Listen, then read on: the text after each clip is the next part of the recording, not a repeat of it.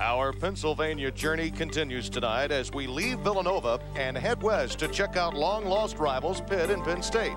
The Panthers make the journey to State College for what brings to mind the storied rivalry they share on the gridiron. But after a 10-year layoff, they now renew a basketball tradition that dates back to 1906. This crowd of better than 7,000 cannot wait for this long rivalry to be renewed. We welcome you to Recreation Hall in University Park, Pennsylvania, just beneath Mount Nittany. It's Penn State and Pitt in the NIT. Your starting lineup for Pitt, we take a look at Darren Morningstar. He must play well in the middle. He's been slumping in recent games. And for the Nittany Lions of Penn State, Deron Hayes at 6'6" is a scoring threat along the blocks. The junior from Lakeland, Florida must play well. They nicknamed him the Tree. It's a smallish club, and he'll have to play well down in the low area. That's where Penn State is outmanned. Sean Miller, perhaps playing his final game on national TV. The senior will operate things for this team. Paul Evans' club coming in 17-50, 9-9 in the Big East. Bruce Parkill's final year as an independent before going into the Big Ten, 21-7 on the year. Tim Brando along with Larry Connolly, happy to have you with us. The inside domination we mentioned, Morningstar takes advantage early on. Well, he just got a basket, and that represented his total accumulation of baskets over the last 2 games. He was 1 of 14 coming into this game. Freddie Barnes and Monroe, Moni Brown are the ones to watch along the perimeter, and there's Barnes. He's done that a lot the last 4 years. He and Money Brown. We'll talk a lot about them during the evening.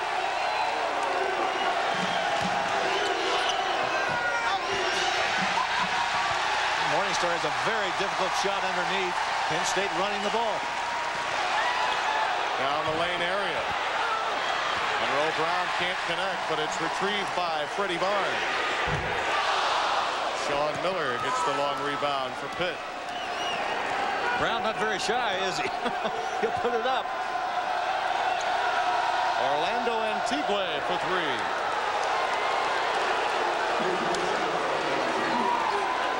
Antigua, the freshman from the Bronx, New York. St. Raymond's High School. Pitt opens up in the 2-3 zone. Penn State attacks with a 2-guard front. They rotate their postman underneath. Antigua is trying to check Deron Hayes. They get it inside to Deggets. Deron Hayes lights it up with a tray. Penn State only has 3 players that shoot that tray: Brown, Barnes, and Hayes. Brown and Barnes are the heavy shooters. Morningstar in the paint. He took steps. Hey, you would never know that this is a game that helps determine who gets the consolation prize in New York. This is not a consolation prize crowd. Not at all. In fact, Tim, in the years you and I have done the NIT tournament, I think this is the biggest crowd we've seen. Certainly the most packed any arena has ever been for an NIT first-round game that I've witnessed. Deggets in the paint. Nice work by Morningstar, putting a body on him. McNeil with a good, strong rebound. State in that man-to-man defense. Look at McNeil use his body. There again is the strength of Pitt down along the low blocks. Tim, Eric Carr really does not have the body to keep up with McNeil inside. Got to reach in on Morningstar. If you're going to play a zone defense, you got to find some way to deny the basketball to the inside. They had a 2-3, extended the guards too far, and it opened up in the middle. And man, chewing the gum right there, Paul Evans, coach at Pitt. Been an up-and-down year for him. 6 seasons at Pittsburgh. You can see he's got 116 wins. Had some good clubs at Pitt. I think one of the major reasons it was an up-and-down year is because he had so much youth, particularly in positions where they had to score. Guys like Antigua had to produce. Late in the year, their legs got a bit tired. The other thing, Tim, I don't think they got much production out of that 2 spot, and Sharif is the guy who plays over there. They really didn't have anybody to replace Jason Matthews. Money Brown. That's 2 threes for him, and a 9-7 Penn State lead. And just as I was speaking about defense, Sharif really caught the devil that time from Paul Evans. It was his fault, he said. Sharif off the backhand, cleared by Deggets. Money Brown loses it in the open court to Ahmad Sharif. He's fouled by Deron Hayes. The type of play by Sharif is about like the year has gone for Pitt. He makes a bad play on one end to allow a three, takes a bad shot, then he comes back with a great steal to take it to the other end to almost get a three-point opportunity here. Good layup, good protection of the ball with the body, goes up, just can't get the basket. This is a team, Pittsburgh, that did not lose a game at home, either in the Civic Arena in Pittsburgh, the Igloo, or at Fitzgerald Fieldhouse. But when they went on the road in the Big East, they became a Jekyll and Hyde act. You know, Tim, I found it interesting looking at their stats and talking to Paul Evans today at the shoot-around. This club led the Big East in field goal percentage shooting this year. And he says, we're not a very good shooting team. Now, the Big East, a conference this year that had games that were settled in the 50s and 60s.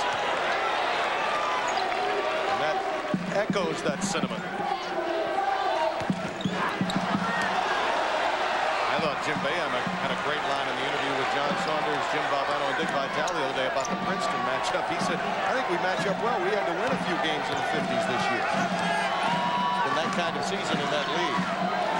Bruce Parkhill concerned about the inside play of Pitt. Well, he should be. McNeil. Chris McNeil, the junior from Richmond, Virginia, and Oak Hill Academy. They've produced their fair share of basketball players. Deggets, oh, he's a blue-collar worker. Pitt really pushing the ball up the floor. Penn State doing a good job of getting back. Morningstar loses it out of bounds as Monroe Brown knocked it away. A very good start to this first-round NIT game here in Pennsylvania. Tastes like a beer, cause it should, cause it's brewed like a beer. Of course it's good. Have a couple, have a bunch, one for the road, 3 for lunch. Let's be perfectly clear, it's what beer drinkers drink when they're not drinking beer. O'Doul's. O'Doul's, the brew from Anheuser-Busch, with the alcohol naturally removed for real beer taste and only 70 calories. Anytime, anywhere, it's what beer drinkers drink when they're not drinking beer. O'Doul's. The IBM Laser Printer 10 prints graphics 45% faster than the leading laser printer. Which printer would you rather use in a crunch? The new IBM laser printers put you pages ahead. Shower yourself with a new sensation, new refreshing Shield. Feel the blast. The high-energy beat of Shield's unique skin-vigorating formula. Refreshment that'll turn you around. New refreshing Shield. 6 years ago, the city of Tampa had crumbling sewer pipes, and they started slip lining them with Driscoll pipe from Phillips 66, extending their lifespan from 10 years to 50, and saving millions of tax dollars, which Tampa has no trouble finding better ways to spend.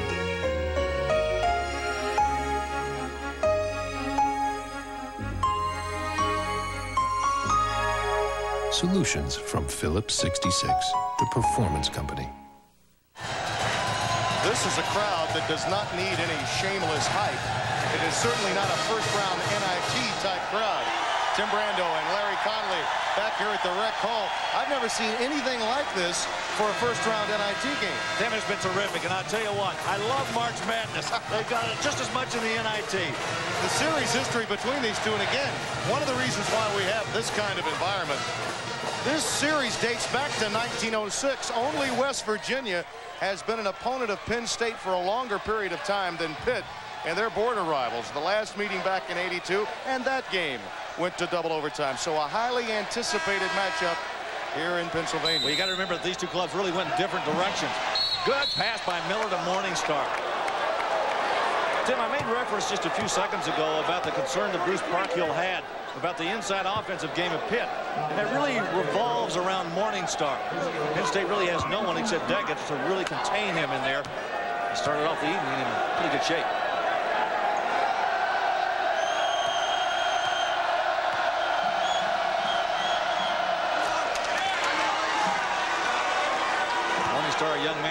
came out of the gates very, very quickly. They had an excellent game down in Kentucky in the preseason NIT.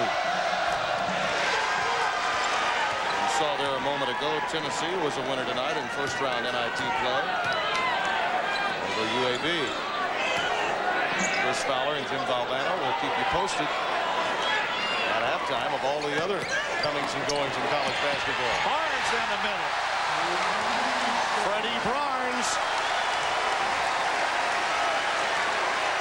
He, like Monroe, Brown, and Deggets, they don't want to play their final game at home. Antigua gets the roll.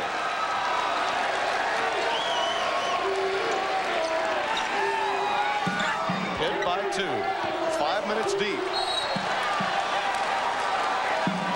A rare turnover. It's been a very well played first 5 minutes. Tim, I really think this pace really favors Pitt, a club that averages 76 points a game, but would like to average more. I think coming out of the Big East, there's so many teams that play control basketball in that league. Kind of difficult for them to play in that conference. And once they get out of it, they like to go up and down the floor. Miller with the high lob for McNeil. Out of bounds to Penn State. Sean Miller points to himself, says, I led you too far, Chris. I apologize. What a tremendous floor leader Sean Miller is. It's been a joy watching him play college basketball. He's made such a remarkable recovery after that surgery on his foot. He's just come back so strong. Sat out the 89-90 season. He told me earlier today that extra year might help him as he attempts to make it to the next level. He has been invited to Portsmouth to give it a try. I think one thing it had to do is wait. Nice pass inside to Aaron Carr. His first basket. Penn State finding some holes in that Pitt zone, and they're finding them right down the lane. Tied at 15. Sharif for 3. Morningstar and Deggets fight for it, and Deggets pulls it out of there. Hayes. Deron Hayes using the glass. 5 points for Hayes.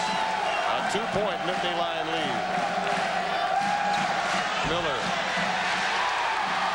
Barnes will run the show for Penn State.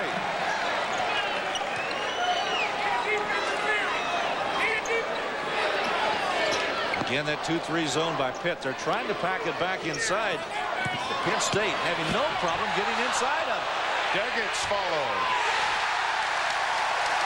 Paul Evans does not like the way they just went right after the baseline with great success. And listen to this crowd.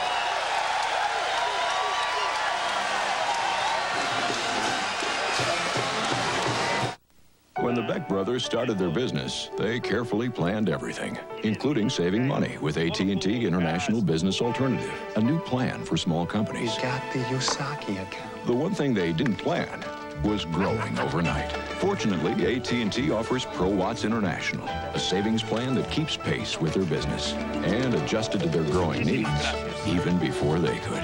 We got the Martinez account. A world of help from AT&T. Call now and find out how much we can save you. When sports cream, when arms are sore, when legs ache, when muscles hurt. Why sports cream? Massaging sports cream in brings fast pain relief. No medicine-y smell, no odor. Why sports cream? Because it works. Gillette presents Sensor, the system, the technology that will change the way you shave forever. Sensor, twin blades set on springs to read your face and respond. Independent suspension to sense and adjust to every curve of your face. No other razor comes close. Gillette Sensor, for the best shave a man can get. Add a filet, Ray. Now, buy any meal at Long John Silver's and add a piece. Fish for 75 cents, chicken for 65, or shrimp for 35. Animal, Paul! Go fish! Long John Silver's! Penn State up by 4. Let's take a look at how easy it's been for Penn State to get inside this Pitt zone. This is very poor defense, Tim, right here. Watch the move by Brown. right around Antigua. And where is Morningstar to come in and contest that layup on the baseline? You never ought to be able to drive on a zone defense. And nobody there for Pitt to rebound. Deckett sticking it back in. Pitt not giving a very good effort here in the last couple of minutes. That is the sole reason Paul Evans took that timeout. Picking up defensive intensity. 13 minutes left, opening half. Tim Brando, Larry Conley, happy to have you with us. Round one of the National Invitation Tournament, the second of 3 games tonight. Virginia, a winner earlier tonight on the road. And Antigua does answer. Orlando now has 6 points. It's going to stay in that 2-3 zone. Let's see if they become a little more vigilant and a little more aggressive with it. Sharif pulls it away. Antigua had difficulty in recent games shooting from the perimeter. He's showing some positive signs for Paul Evans so far tonight. McNeil's definitely one they don't want out there. Morningstar just hit the deck. Antigua comes up with an air ball. Just after I compliment him, he comes up dry. Paul Evans is livid over what happened with Morningstar. Deggett's pushed him. There was no call. You know what you do if you're that big? You push back. I think he may.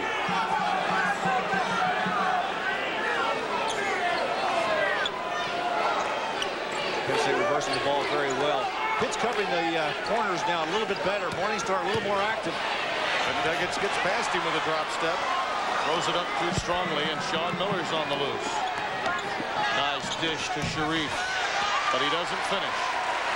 Sharif having a tough shooting night. Bounce pass kicked by Miller.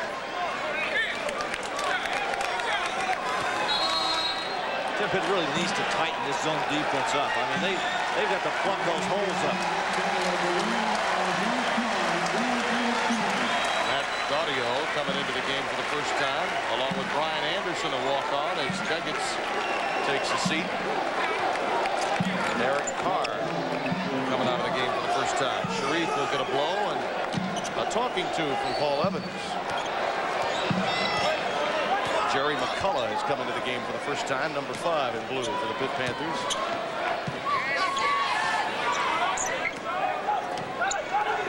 Pitt rotating much better with that zone defense. They just need a little bit better interior defense. That's where they're getting hurt.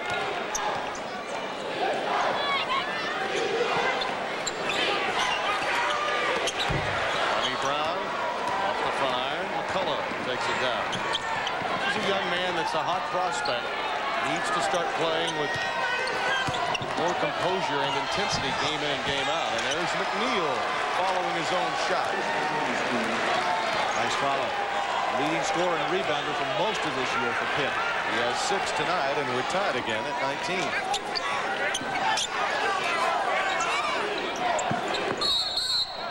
Foul off the ball. May have had a push there against McNeil. We did. Putting too much body on Brian Anderson. Chris McNeil's got a lot of body to use, too. He does. 6'7", 245 out of Richmond, Virginia. Out of bounds. Sean Miller's defense comes to the forefront. Tim, since Pitt's taking that timeout, they've caught up. Playing much better. Chris Gant, number 40 in blue, coming into the game for the first time. The freshman from Houston, Texas, Smiley High School. Did Professor Evans deliver his message during that timeout? I think so. Not very quietly, I might add. McCullough can take that shot. Too strong. Morningstar on the glass. That's what Paul Evans needs. He needs Morningstar with a little more aggressiveness. Certainly on the defensive end. On the offensive end, he's getting it done. You could make a case that he was one of the most successful Big East players in his senior year after a poor junior year. But he gets beat defensively again, and Gaudio draws the foul for McNeil. Paul Evans is going to talk to Morningstar now. He's very upset with him on the defensive end in that area that he's supposed to cover. Tim, watch how easy this ball comes in, though. Look at Morningstar. He just gets sealed off, and it's an automatic lane to the basket. McNeil has to come over and help, and he commits the foul. Morningstar has to do a better job of defending. If he's going to give that open pass, he needs to play more to the inside, into the basket on the baseline, and let his help come from the outside. After Morningstar's game, and it was a magnificent one at Rupp Arena in the preseason NIT, it became a calling card for him into the Big East. And as a matter of fact, expectations for this Pitt team changed dramatically after that game. They were picked to finish in the lower division of the Big East, finished 9-9, and yet come away a disappointment because of the expectations after those NIT wins. The one against Kentucky obviously comes to mind, but people forget they beat Texas when they had Dexter Cambridge in the consolation game played at Madison Square Garden. Maybe they got off to a fairly decent start in the Big East. Yeah, they did. They were 11-4 at one time. Just couldn't win away from home. Oh, that road gets a lot of them. Yeah, especially in a league as tough as the Big East. Hit by one. And the line still in their man-to-man defense. Look how far the Barnes backs off. It just allows McCullough to view that thing anywhere he wants to. Now he's out on the perimeter. McCullough will penetrate. Gant follows. Oh, I thought Gant got away with a push. So did Bruce Parkhill.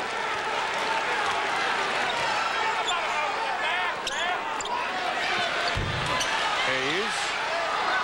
Sean Miller retrieves it. Pitt is playing so much better since that timeout. Lob to Morningstar as they play a two-man game. Gant is stripped by Freddie Barnes. Nice play. Oh, what a beautiful play. That backcourt tandem again. Barnes to Brown.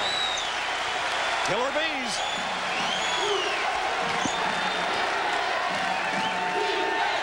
Morningstar. McNeil will follow. Well, look at the domination, but they just don't finish. There's something else that Pitt's been doing well since that timeout is going on the offensive glass.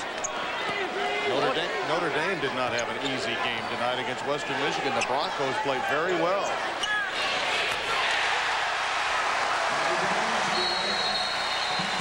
Money Brown in the corner. That's 3 threes for him. 24-23, Penn State by 1. Bruce Parkhill, a native of State College. 9th year at Penn State. A remarkable job he's done in transforming this program from the Atlantic 10 as an independent this year. Was a difficult schedule for him. Now into the Big Ten next year. It's an interesting conversation we had with him in his office today about him trying to put his schedule together as an independent this year. He said it was the hardest thing he's ever done in scheduling. Daggett is fouled by Gant. I mean, there are a lot of coaches out there that just might take advantage of you if they knew they could get you at their place and not have to return the game. That's what Parkhill faced. And remember this, too. His team has not played a game in 16 days. He was very concerned about how they would come out of the gates tonight. They have responded very well. You know, sometimes you use that time to catch up, get some fresh legs back, maybe heal a few injuries. Right now, I think Penn State's come out here and played very well.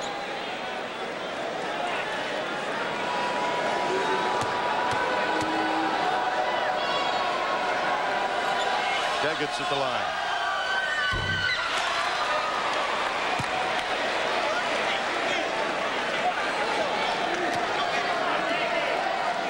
It's a great rivalry, you know.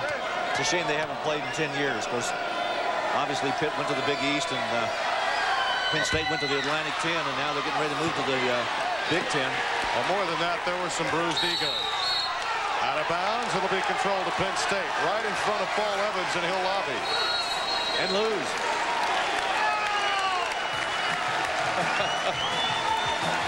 Oh, it is snowing outside. If I don't get home tomorrow, honey, you'll know why.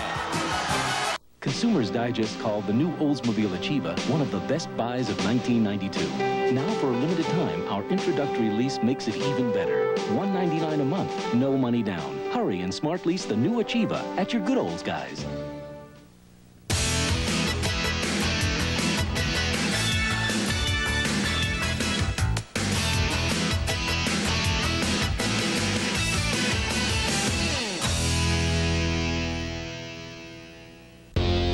Cadillac tips the balance of buying power in your favor. With the Spring Edition DeVille, you'll save up to $1,490 on valuable options in addition to a $1,500 cash bonus direct from Cadillac for a savings of almost $3,000. Special Smart Lease terms are also available. So act promptly, because just as spring is here for a limited time, so is the Spring Edition DeVille.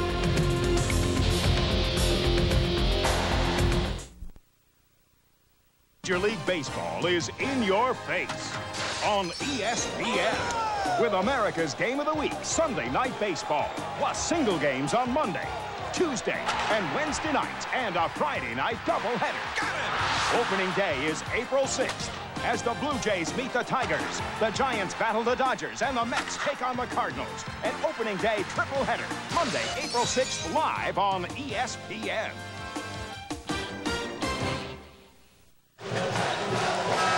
Talking with Bruce Parkhill earlier today, he said he wanted to pay tribute to his seniors. They won't get a chance to play in the Big Ten, but one of the reasons they will belong in the Big Ten as a team is because of what these two men have done for his program. Jim, take a look at those numbers right there, but I think the important figure is the fact that they've won 82 games with these two guys in the backcourt. They've also played more games than anybody in the history of Penn State with 126 appearances. That's an average of 22 wins per year with them in that program. Penn State leading in the backcourt scoring and rolling it up some more. Deron Hayes, huh? How about that? He shows up for the big games. He had 19 against Ohio State this year. Miller with the dump down off of Gant's hands. Goes back to the Nittany line. Tonight's NIT action continues. As soon as this one is over, it's off to Pullman, Washington. Sports Center will follow us, and then it's off to Pullman. Washington State and Minnesota, midnight Eastern time. The land of the Palouse. Yeah.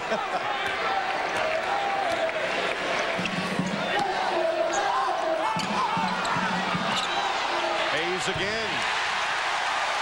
Good feed that time out, but Cadillo, he got it right into his hands. Hayes is hot. Duran has 9. Penn State's lead is out to 5, equaling their largest. McCullough. Cleared by Money Brown, and here goes Freddie Barnes. Nice job by Miller. Good defensive position. Good footwork. Daggett's lost it. We got a hold inside. Gant may have picked it up. Chris Gant picks up the personal foul. Kenneth Faulkner spotted it. This is a mid-continent crew we have. Mid-continent conference crew. Dick Buster, Terry Anderson, and Kenneth Faulkner. Kevin, you know the philosophy of working against his own defense, at least from an offensive standpoint. A lot of people like to work the perimeter. They've got good shooters. Penn State really works at getting the ball inside. And they've had success tonight. Moves Morningstar to the side. He's now down underneath. Deron Hayes lighting it up from every direction now. Mobley not quick enough to get to that corner. He's got a bad ankle. He injured it on Monday. He's not the guy they're going to get to that corner if Hayes is going to be down there. Eric Mobley, the sophomore from the Bronx. Look at that. They haven't scored until now, and Mobley gets it done. Good lob pass by Miller. And he's a guy that can mean a lot to Paul Evans because no one really physically can check Mobley. Hit man-to-man now. A little tougher along that baseline with Mobley down there, too. Audio finding that out. See? Doesn't drop, and Miller clears it. Oh, what a heads-up play by Miller to get underneath and grab that ball. Antigua back in the game along with Miller, Morningstar, Sharif, and Eric Mobley.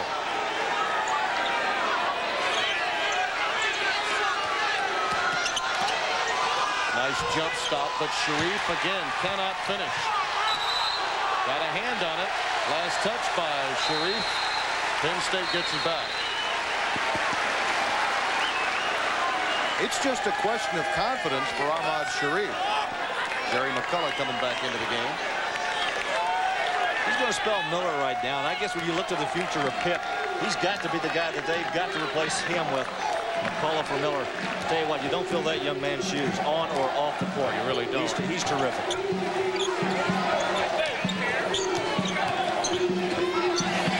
Barnes. For what Miller has meant to Pitt in its backcourt, Barnes and Brown have been his equal here in Happy Valley. 5 minutes left in the first half. Penn State by 7. Barnes is just backing off, and McCrawley's going to let him shoot that shot. Mobley wants it inside. Push off. Mobley or a hold. Deggans.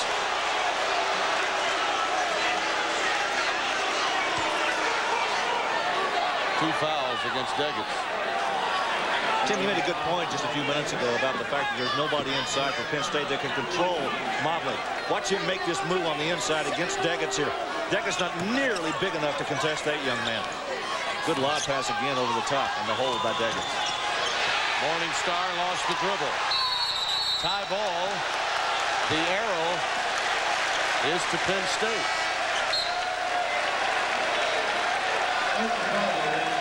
Coming into the game for the first time, Elton Carter, the sophomore from Detroit, Michigan, in Southwestern High School. As Deggans sits down, Penn State becomes a smaller team. Gant has checked in, and Morningstar has come out for the Panthers. You mentioned Pitt having control of the tempo of the first 10 minutes. The last 7 minutes, it's been more to Penn State's liking. Audio turned it over. Well, Penn State likes that half-court game if they can get into that type of game. Although I'll say this, I really like Brown and Barnes handling the ball in the open court. They're very quick at getting the ball down there and making good decisions. Tell you what, their assist-to-turnover ratio is about as good as any pair of guards you'll find. Mobley fouled on that entry pass. Elton Carter may have gotten a piece of him. Actually, it was a reach-in by Monroe Brown.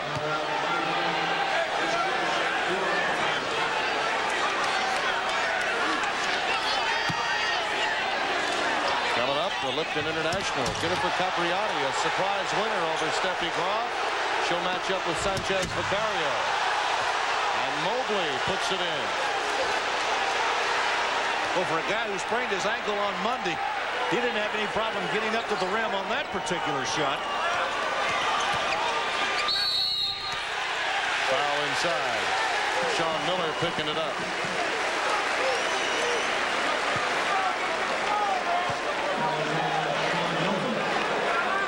Tim, you know this guy going to the line, Freddie Barnes, of all the statistics that I read today in their book that they hand out for this particular tournament, I think the one that was most amazing to me was the fact that he played in 4,000 minutes of college basketball in his career here at Penn State. He hit a couple of really key free throws down the stretch to help ice that victory against UCLA in the NCAA's last year, 74-69. Since that time, he's been nicknamed the Cube. Cool under pressure. Ice Cube. Oh. That's a 90s term, by the way, the Cube. Is it? Yeah, it is. Thank you. Nittany Lions up by 7.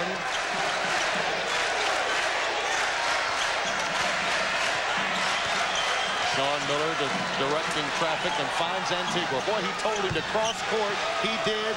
He found him, and Antigua nailed it. That is vintage Sean Miller. It's also the senior instructing the freshman. Oh, it really is.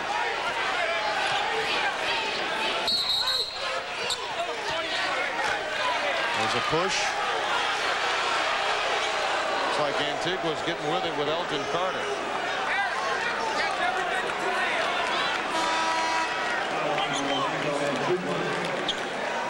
Let's take a look at it inside. Watch Carter make the break out on top here. There's Antigua with a push on the screen by Carter. No reason to commit that. If you're just going to switch, just switch. Don't get your elbow up in the guy's face.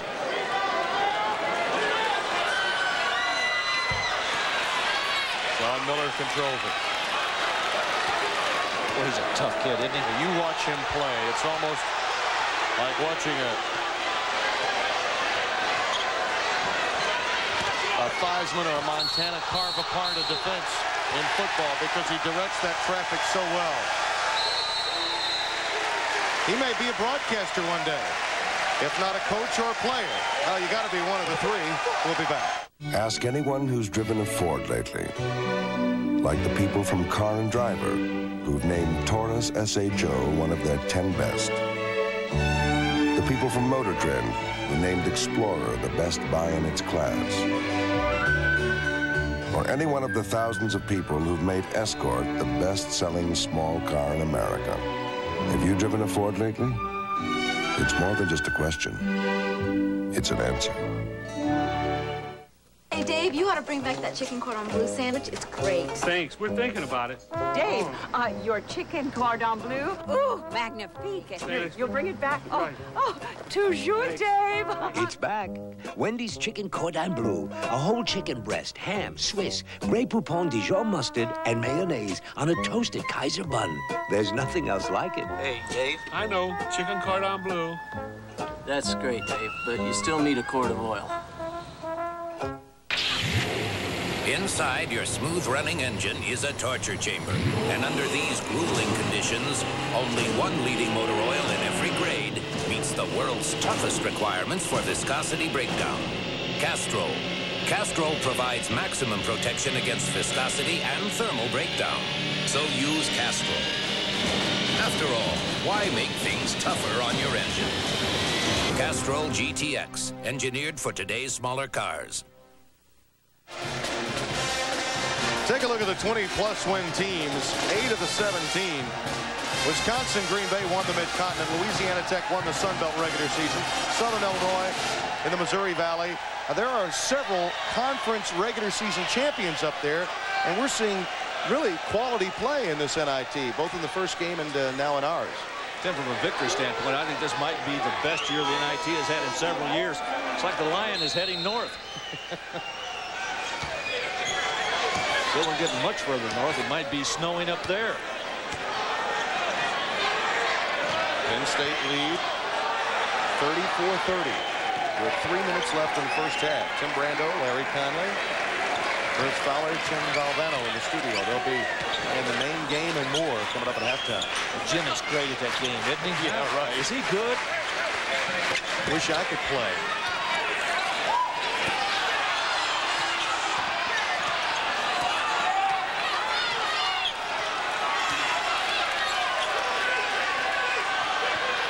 Man-to-man. Penn State likes to run his half-court offense, but the Pitt defense has been pretty good. Shot clock down to 1. Oh, what a pass. Oh! Elton Carter with his first hoop. Freddie Barnes was in a lot of trouble, and he was fortunate to find him open underneath that basket. Pitt defense broke down at the end. Well, that's when you really dig into him. You've got 5 seconds left on that clock. Antigua. Oh, he's had a nice first half. Orlando Antigua now with 13 points for the Panthers. He is 5 of 6 from the floor.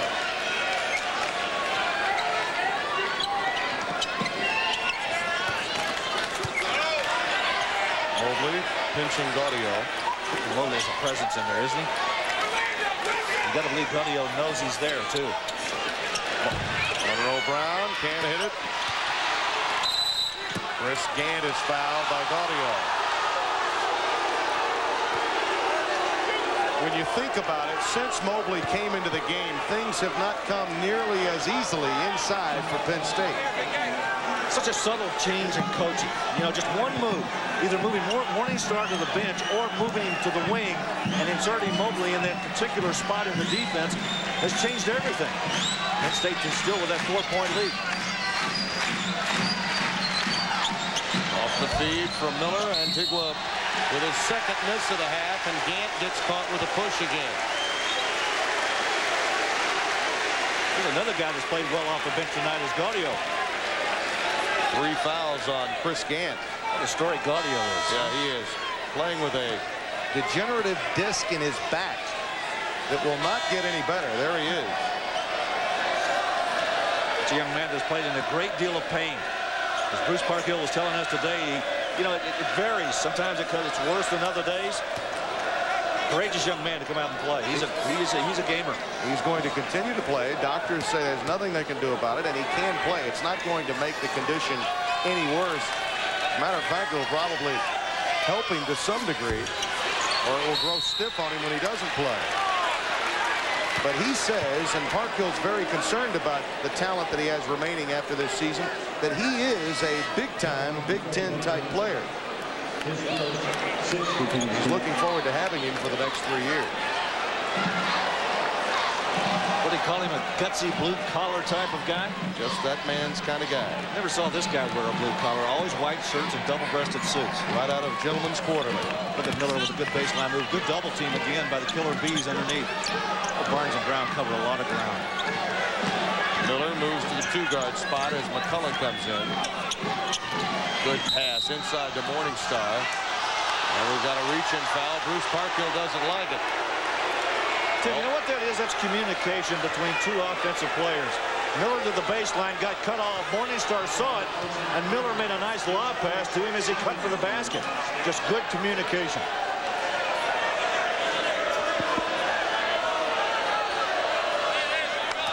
Watch this screen right here. Now watch him make the roll to the inside. Miller knows where he's going. It's an instinctive pass made by guards and an instinctive catch made by centers who roll. Morningstar comes up empty at the strike. 36-32. 9 seconds between the shot clock and the game clock. Well, look at this defense by Pitt. Good man-to-man pressure. That's the game clock you see in the lower right-hand portion of your screen. With a 10-second discrepancy, so Penn State can hold it until about the 15-second mark. There you see it. And then they'll have to make a move.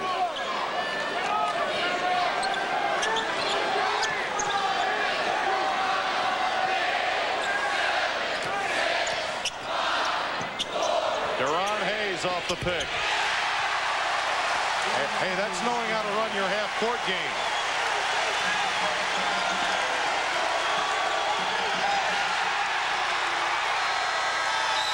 We've come to halftime. And the fans here at Recreation Hall are having a ball.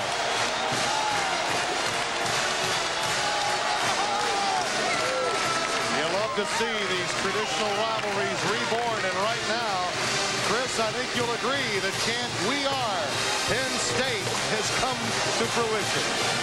Well, Tim, they want to beat Pitt, whether it's basketball or football or intramural croquet. They love to do it. They have the 6-point lead at halftime in this first-round NIT game. Jim Valvano will join me at halftime. We'll have some scores and highlights of other first-round NIT games and also the all-name team. So don't go away.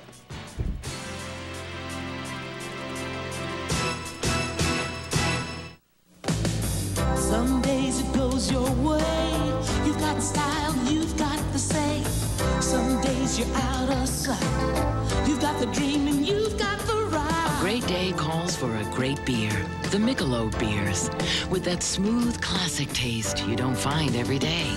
Michelob. Some days. Michelob. Some days. Michelob. Some days are better than others. Ford designed a special truck for night people. So, of course, sports fans wanted one too. Now, Ford introduces its new Flare side for yet another side. Don't these people ever rest? The best never rest. With a full-size night, sport, and bold new Flare side, Ford takes all kinds in style. More people are driving the best-built, best-selling American trucks than ever before. Not just white. Really white. Not just white. Really white. When you want whiter white, Still going. Nothing outlasts the Energizer. They keep going and going. I hope you're enjoying your evening. If you suffer from chronic halitosis, try Halo, formulated... Still going. Nothing outlasts the Energizer. They keep going and going and...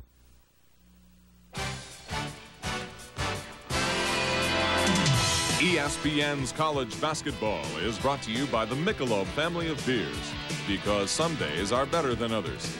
And by ESPN Home Video, producers and distributors of Dick Vitale's College Hoop Superstars. Available at video and retail stores nationwide.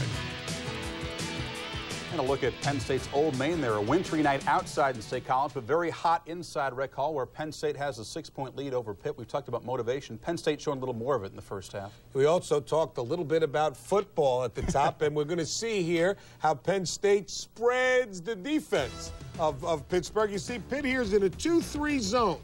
Okay, what you need to have is good ball movement. But watch what Penn State does. They do an excellent job here. Watch right there. They've got the low post player who will demand the basketball. You'll see that. And you hear about the skip pass. You're going to see the ball thrown over the defense. That forces Pitt's defense first to react on the low post, secondly to go out to the corner. Right, you see that. Now, they'll do the same thing on this side. There's the guy. Demands the ball. Skip pass. Defense out. You can drive. And they're spread out so the offensive rebound comes in. Nice job of attacking the defense by the Penn State offense. And you know, Penn State's thinking about attacking early in the second half, getting a bigger lead, hoping maybe Pitt won't be that enthused about playing in this game. You don't think they're enthused, I get the feeling. The team did originally vote not to play in this game, and the fact that they have to go at Penn State, tough thing that would indicate it, wouldn't it? If the players say, I don't want to go, that would make me think they're not excited about it. Well, San Diego State is excited about their new coach. Tony Fuller, the former assistant for Jim Herrick at UCLA, is the new head coach at age 33. He replaces, ironically, Jim Herrick Jr., Jim Herrick's son, who was the interim coach. You have to wonder if he'll retain him as an assistant coach. You would think so if loyalty means anything. When we come back, we'll have some scores and highlights of other NIT first-round games tonight, including our first game here, Nova and Virginia. Bryant Stith, the Cavs' all-time leading scorer, trying to get it done for the road win in Philly.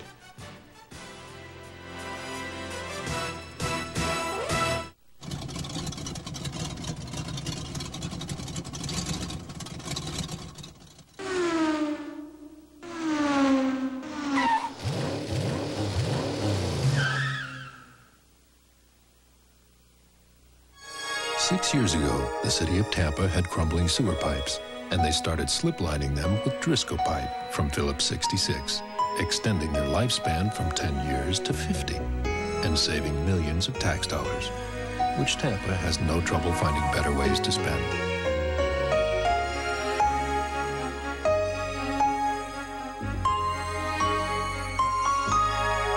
Solutions from Phillips 66, the performance company. Add a filet, Ray. Now, buy any meal at Long John Silver's and add a piece. Fish for 75 cents, chicken for 65, or shrimp for 35. Add them all, Paul! Go Fish! Long John Silver's! Jack? He's on his way to Denver. 50% of business people take 2 trips a year. He's flying to Houston. And then there's Jack Aaron, who traveled 183 days and picked us 183 nights. Well, I think he's in Detroit. Or is it Decatur? Welcome to Seattle. Nobody knows business travelers like Holiday Inn. Let me show you shortly. And nobody makes them so comfortable. Just ask Jack. He'll be in Des Moines tomorrow. You know where. Stay with someone you know who really knows you. Today, TechTread Shoe Corporation announced a major retail expansion in 25 U.S. cities. When I see a company that looks like a good investment, I check it out myself. We make it easier to follow your own lead. At Charles Schwab, I can get quotes, financial news, and when I make a trade, commission savings. Always there to give you just the help you need. Help yourself at Schwab today. Tomorrow on ESPN, the Lipton International will show you the deciding set from that quarterfinal match when Jennifer Capriati surprised Celis and ended her 27-match winning streak. Then the semifinal against Sanchez Vicario. Hoops, 5 and 7 p.m., then 11:30 p.m. and 12:30 a.m. Analysis of the NCAA tournament. We are talking NIT here, and Virginia took on Villanova in a first-round game tonight at Philadelphia. Bryant Stith, one of the 8 guys on the Virginia team, not to shave his head. 8 teammates chose to motivate themselves. We're talking about motivation for these first-round games. Bryant says, I don't need any motivation. I'm leaving my hair as it is. And right here we see Virginia come out. Corey Alexander finds Stith. UVA up 16 in the second half. Greg Woodard's shot rejected by Cornell Parker, who goes ahead of the field. Now Virginia led by 11. Final seconds, though. The lead is cut to 6, and Chris Walker nails the three-pointer. Now it's a three-point game. Look at Ted Jeffries, the casual inbounds pass, and Lance Miller will make the steal. Ooh, and look at the call, Chris. Is it good? No, the ref, he waves it off.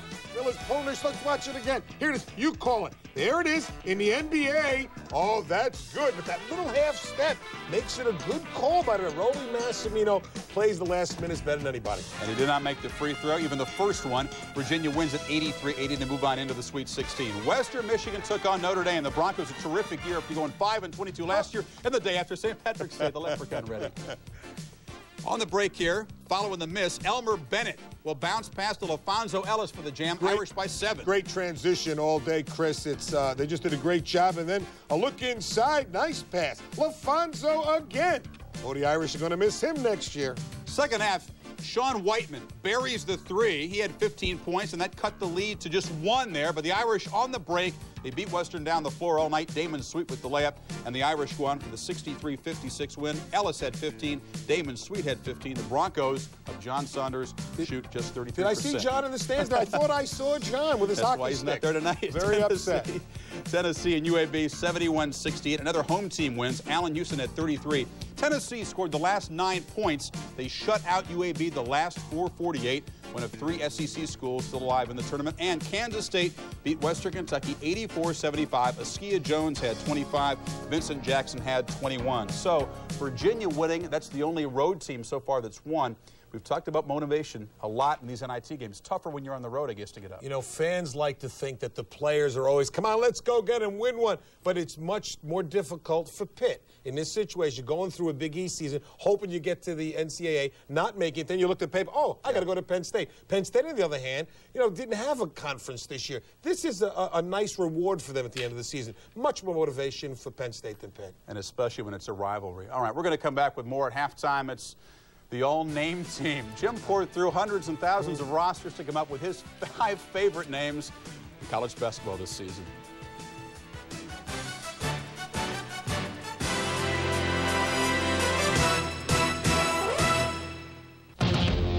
Cadillac tips the balance of buying power in your favor with the Spring Edition DeVille. You'll save up to $1,490 on valuable options in addition to a $1,500 cash bonus direct from Cadillac for a savings of almost $3,000. Special Smart Lease terms are also available. So act promptly, because just as spring is here for a limited time, so is the Spring Edition DeVille.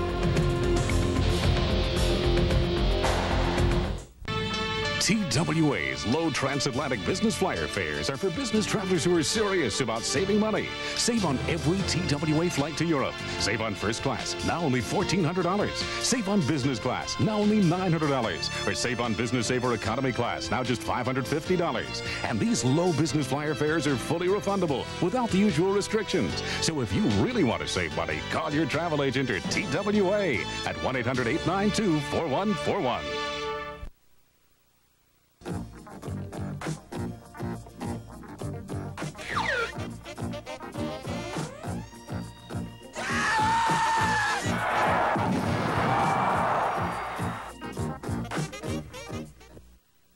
Hi, Chris Myers here, hoping you'll join us for SportsCenter after the game. We'll tell you why the NFL hit Rewind on Instant Replay, show you how Darryl Strawberry played against the Mets, and the best of the night in the NBA. Join Dan Patrick and me after basketball. Game 3 tonight in our NIT triple header. We're going out to the Palouse. It's the Gophers of Minnesota against the Cougars of Washington State at midnight Eastern time. And in that game, you'll see from the Gophers, Ernest Zigamazaba, one of my favorite names in college basketball. Not on your all-name team, That's however. right, but the answer to which way did they go? Zigamazaba. But we have searched everywhere, and we've got some great names for you. And right here we've got, okay, Colombo. That's Lutiki Colombo. And he can do it without the trench coat. Look at him. Super. For the road to the Final Four. West Virginia's got a name, Matt Roadcap. Okay? Hey, he's got good direction here going to the hole. How about Utah Tep's guard? That's right, not J-I-M, G-Y-M. And his middle name is not Nazium, in case you think it might be, but he can hit the 3. And Delaware is led by Spencer Dunkley. Oh, it's great. Here he should be Spencer Blockley. Okay? And we've got a guy named 3-point shot, Dinky Triplet. The only problem is We couldn't find Binky making a tray, so I don't know, but it's a great name anyway. Your all-NCAA name team. We've learned something here. You have a great name, but you don't have a great game necessarily. We've had a hard time finding highlights for these guys.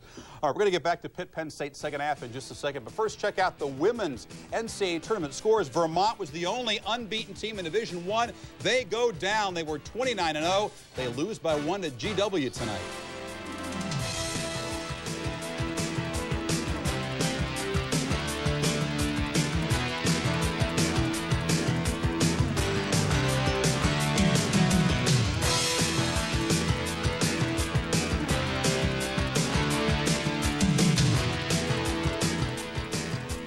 And at State College, it's Penn State up over Pitt. Freddie Barnes finds Money Brown on the break. Nittany Lions by 6. We'll get back to the second half right after this. When sports cream, when arms are sore, when legs ache, when muscles hurt. Why sports cream? Massaging sports cream in brings fast pain relief. No medicine-y smell, no odor. Why sports cream? Because it works. Shower yourself with a new sensation. New refreshing Shield. Feel the blast. The high-energy beat of Shield's unique skin-vigorating formula. Refreshment that'll turn you around. New refreshing Shield. Gillette presents Sensor, the system, the technology that will change the way you shave forever. Sensor, twin blades set on springs to read your face and respond. Independent suspension to sense and adjust to every curve of your face. No other razor comes close. Gillette Sensor, for the best shave a man can get. From the frigid North Atlantic to the treacherous waters off New Zealand, from oceans all over the world comes Red Lobster's World of Lobster. Now succulent rock lobster, petite deep sea lobster, sweet Maine lobster, in delicious combinations and at special prices you'll think the world of. Hurry in now, because this spectacular event ends soon. Red Lobster's World of Lobster. Oh, working late again, Carmen? Whatever size your business, there are certain things you always need. More hours in the day. Working late again, Bob? And a lot of help saving money. You too, Jimmy? That's why AT&T offers international savings plans for small and not so small businesses. Working late again, Trudy? Plus, virtually every service you need. Except all-night pizza delivery. Working late again, Henry? A world of help from AT&T. Call now and find out how much we can save you.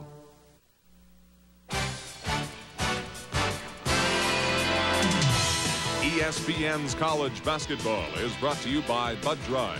Dry brewed so it drinks light, yet satisfies completely. The view from College Avenue in Happy Valley, State College, Pennsylvania.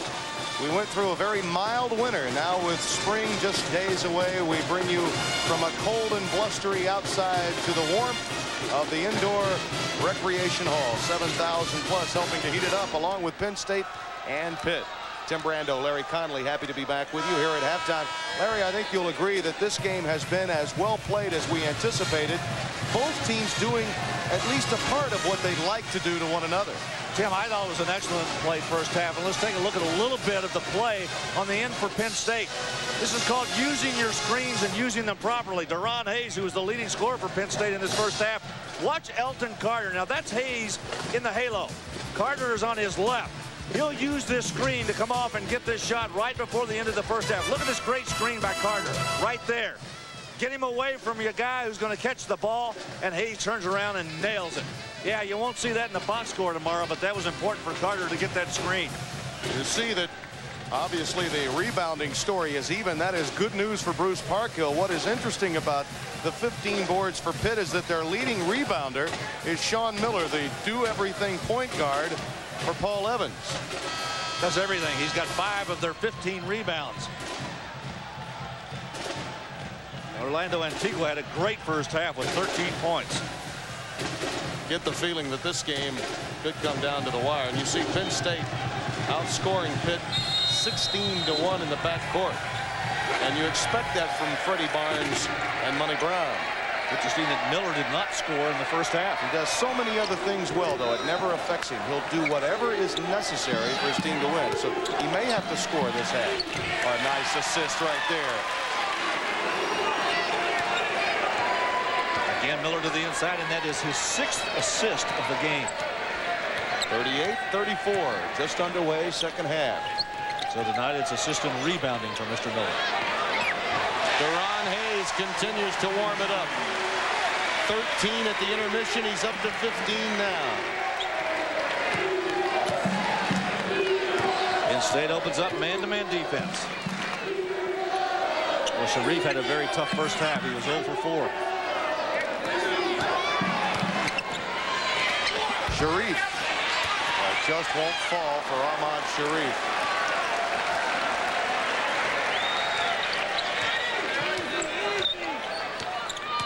Barnes blows past Miller. Counted and a foul.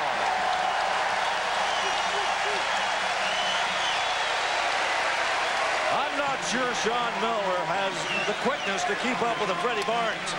And I think it might have been exemplified by this move right here. Look at Barnes go strong to the basket right here, and Miller all over his back.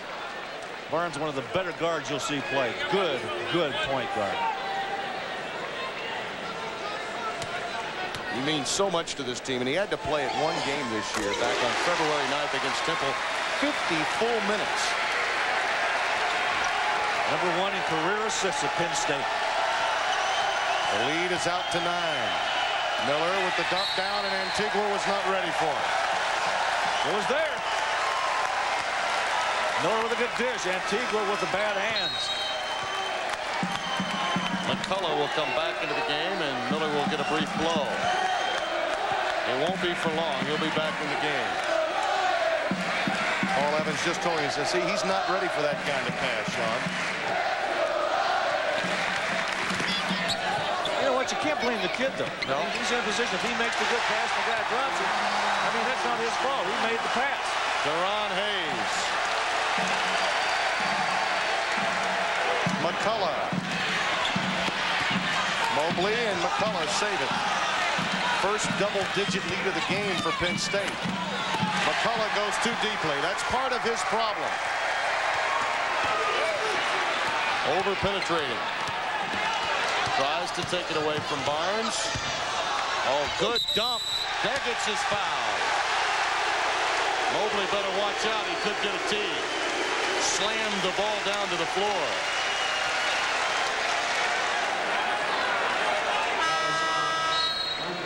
Tim, watch again the move down inside. Now here goes Freddie Barnes. Gets in trouble. He drops it to Degich, who just happened to be there. I'll tell you what, I think Mobley got a pretty good block. An outstanding start for Penn State. Their lead is 11. This is where it happened. The breakthrough in urethane chemistry that created a car polish so technologically advanced, one application lasts an entire year. Finish 2001. The car polish you use only once every 12 months. This old car's been badly neglected. Its finish appears destroyed.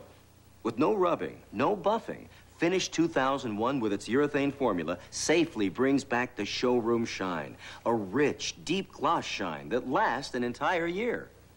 We tested Finish 2001 against other leading polishes, even some that claim to protect your car against fire or against acid. And the test results? Nothing, but nothing protects or shines better than Finish 2001, the 12-month car polish with a 100% money-back guarantee. Finish 2001 is available at these fine stores. Perché sei andato, Marco? Lasciandomi tormentata. T'avresti pagliacciuti la vita. Why are foreign films so foreign? Perché domando perché? Try Bud Dry. It's dry brewed, not watered down. To drink light, yet satisfy completely. So at least refreshment speaks to everyone. 45-34, Penn State, and looking on, a former basketball player at Brown. Also the head coach here at Penn State, Joe Paterno. He was the point guard, coached by Weeb Eubank. It's an interesting combination, isn't it? How about that for Ripley's Believe It or Not? A lot of head coaches played point guard in college. Vince Dooley, an old running mate of ours, was a point guard at Auburn. One more, gentlemen. It's hard to watch a Penn State football game or a Penn State basketball game and not think of Joe Paterno. He's done an outstanding job of supporting Bruce Parkhill in this basketball program and loves the fact that this team is going into the Big Ten, and now suddenly everyone will become acquainted with this program. Well, I think he's even carried the black shoes over to the basketball team.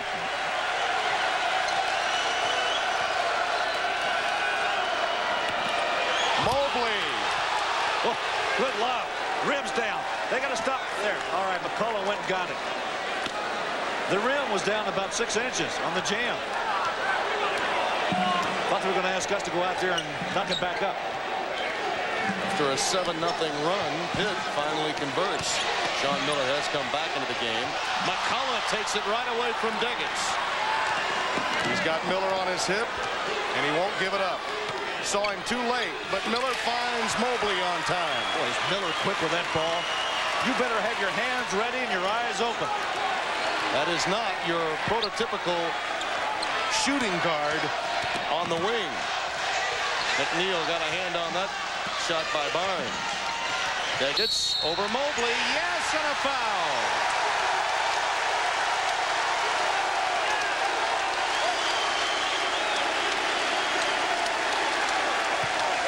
The highs and lows for Mobley the last couple of minutes sort of typify what's happened for Paul Evans' team this year. Yeah, but Tim, I want to tell you, David Deggans just will not stop. He just had the ball swiped from him by a guard the play earlier, and this time he went back against a 6'10 guy and got it and goes to the line for a 3-point trip.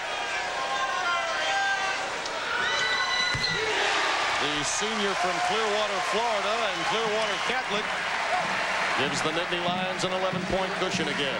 Tell you something else. We talked a lot about Brown and Barnes. You can add Deggans to that list of seniors that really helped Bruce Parkhill here at Penn State. Now Miller with his first three-pointer. 49-41. Hayes. Miller clearing out, draws the foul from Monroe Brown. Good screen out that time underneath. Sean Miller had the position and would not let Brown near the basketball.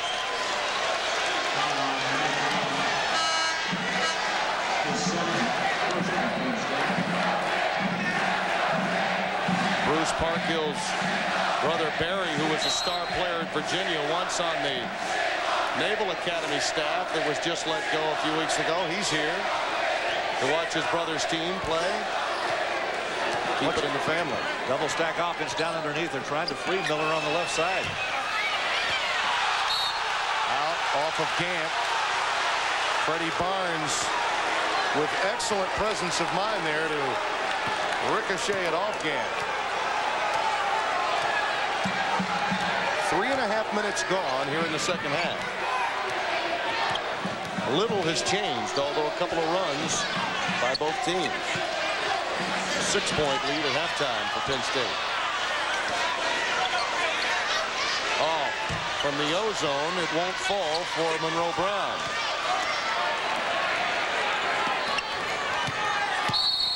Miller draws a foul. Good move. He got Deron Hayes moving backwards and took him right to the baseline. You know, oftentimes when you've got that ball in your head for that baseline, if you've got that half step on the defender, go ahead and take it all the way. Look at this. See, Hayes couldn't catch up. He had to grab him. McCullough will trigger it in. Miller off the pick. The iron unkind to Sean Miller, out of bounds. A foul they spot inside on Deron Hayes. That's his third. And Parkhill can't believe it.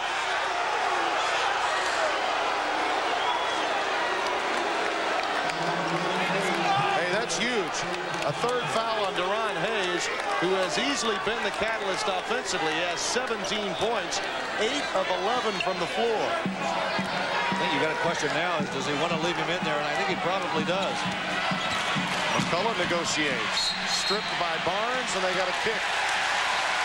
McNeil kicked it. It will go back to the Nittany Lions. Oh, was that a great strip by Freddie Barnes underneath? And McCullough can handle the ball. Barnes and Money Brown have lived up to the billing tonight. Did one of those changes that Paul Evans made was put McCullough on Barnes. Miller having a difficult time trying to keep up with Barnes down that middle. So a little subtle defensive change there.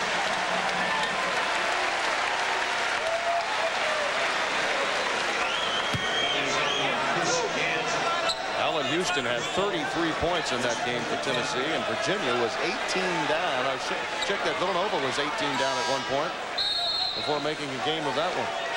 Wildcats come back with a win over the Hilltoppers. Antigua has come back into the game, and Chris Gant, who just picked up the foul, his fourth, will have to sit down. Deggetts again. Good screen and roll. So often that'll happen out of an out-of-bounds play because you find players on the defense who are standing, and the offensive players have to initiate the action, and they get the first step. 51-41, Penn State.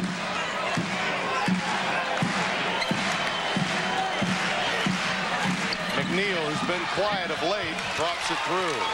Pitt's having a lot of success with lob passes tonight against that Penn State defense.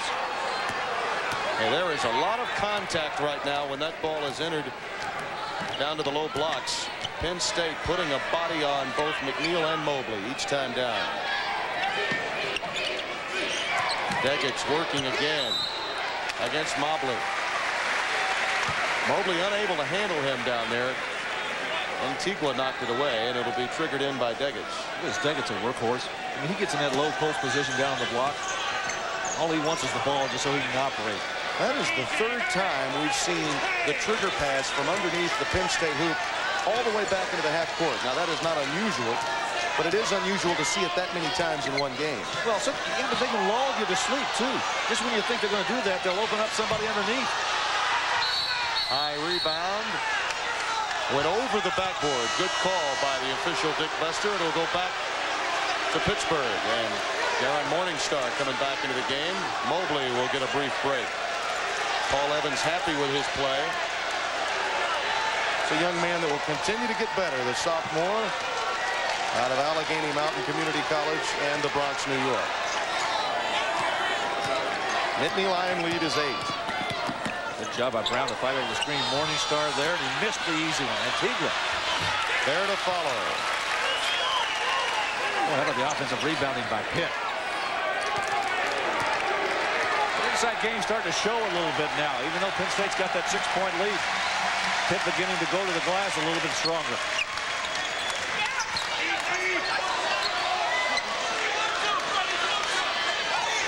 Antigua got a hand on that one. McCullough picks up a cheapie.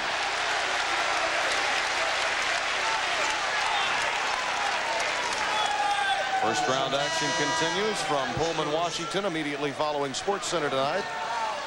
The Golden Gophers, who've had some impact wins themselves this year in the Big Ten, taking on Washington State, a team I'm sure that after their upset win against USC felt they had a chance for the big dance.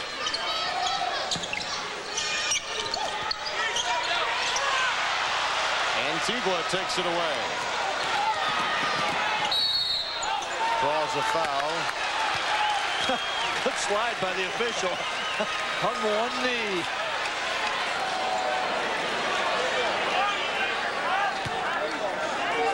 Well, Antigua really took it strong to the basket that time. You know, you get a 2-on-2 break. It's really it's a tough decision by the guy with the ball. If you're waiting for people to come from behind to help you, or whether to go ahead and just take it to the basket. Antigua decided to do that, and there's the slide.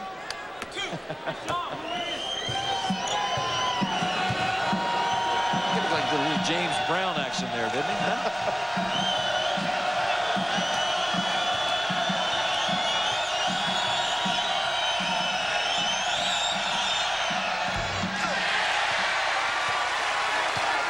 It is spring training. They are practicing hook slides. Well, maybe we should tell him. Got to take off the stripes and put on the blue.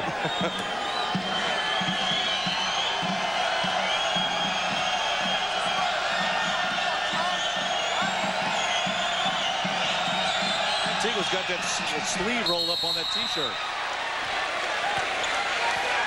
It's a violation. It appears that Hayes got in the lane. So Antigua will get another shot.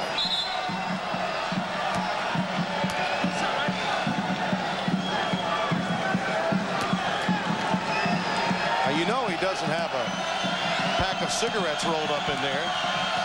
Wonder what that is. I mean, it has to be a superstition thing as he gets ready to shoot. Does he roll it back down? No, he keeps it up. One sleeve down, one sleeve up. The last time I saw that was a movie Grease. Travolta, he's not. Yeah. Penn State's lead is only 5. Good block by Antigua. Now the sleeve's down. Gaudio. Miller has it knocked away by Barnes. Control to Pitt. Isn't it amazing how much around the ball Sean Miller is? I mean, not only in the passes, but also the way he's in position for rebounds. I mean, he was the leading rebounder in the first half. He almost had another one right there. Hey, a lot of good things happen when he touches the ball. Got a great sense for being there when the ball is there. Like that. He finds the open man, and McCullough knocks down a tray, and the Panthers have closed it to 2. Off the ball, Morningstar with a foul. That's his second. Well, those are the fouls that kill you right there. Those ones off the ball that really have no effect on what you're doing. You just pick up a foul. Paul Evans's club is on a run. He feels good about things here in Happy Valley.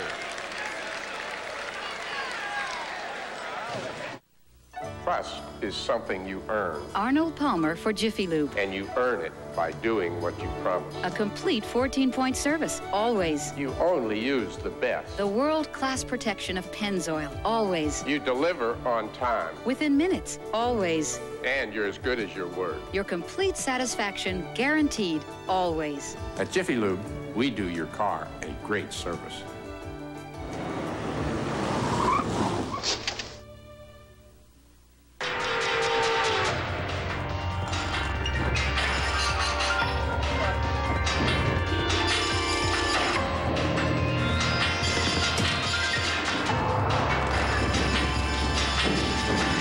The Isuzu Trooper right on time. has been thoughtfully redesigned to include a new suspension system. Honey, pothole. I see it. Giving it an incredibly smooth, quiet ride on the road as well as off. Of course, these days, what's the difference? A few words about Long John Silver's new Atta-piece. Atta-filet, Ray. Add some shrimp on the side, Clyde. Add some chicken for my tummy, dummy. Buy any meal at Long John's and add a piece. Fish for 75 cents, chicken for 65, or shrimp for 35. Add 'em all, Paul! A great new way to... Go fish! Long John Silver's! Now go for 3 delicious shrimp or batter dip fish plus fries, all just $1.99. There's Joe Paterno. The head football coach here at Penn State. Maybe a trendsetter. Take a look at that. Now, those are the black shoes and white crews. It works in football. But what has happened now in the 90s in basketball? Could it be that Jopa was a trendsetter? Oh, Tim, I hate those things. I hate black shoes in basketball. Oh, I love the white shoes. I'm sorry. But if makes guys look so slow. But if one team were to wear black shoes, Penn State would be that team. I'm a traditionalist. Agreed. Morningstar. The Celtics had a lot of luck over the years. I mean, they've been pretty good. Things haven't slowed for Pitt. They've tied it at 51.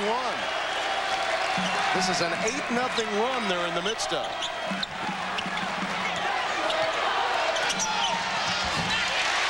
Barnes ends the drop. Paul Evans wanted to double dribble on that play. I think it was a Pitt player that knocked the ball away from Bunny Brown. 14 points for Freddie Barnes. Oh, McNeil knocks it home. 53-53. If there were ever any doubt about Pitt wanting or not wanting to play this game, the adrenaline itself in this crowd has pumped them up. You know what, Jim, though? You take a club like Pitt, they were unsure about whether they wanted to play. When they toss that ball up, those players forget all about that. It's just competition, and they want to play. Paul Evans had a great line to us earlier today. He said, yeah, they took the vote. It was about even. Then the freshmen decided, yeah, we'll play. And then I found out we had to come to Happy Valley, and I voted not to play.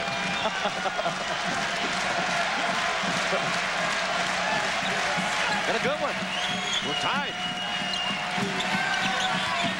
Good double down that time. Antigua. Oh. Morningstar with a nice pass. Antigua missed an easy one. Miller comes away with a loose ball. Tied up. And the arrow goes to Penn State. Coming up tomorrow, the Lipton's International Championship at noon. We'll see the deciding set between Capriati and Monica Seles, followed by live action between Capriati and Arantxa Sanchez Vicario. Big news out of there with Cliff Drysdale and company. A loss for Steffi Graf earlier today. I was down to see the Liptons a couple of years ago. What's the women's final? One thing, Monica Seles has got the same kind of backhand.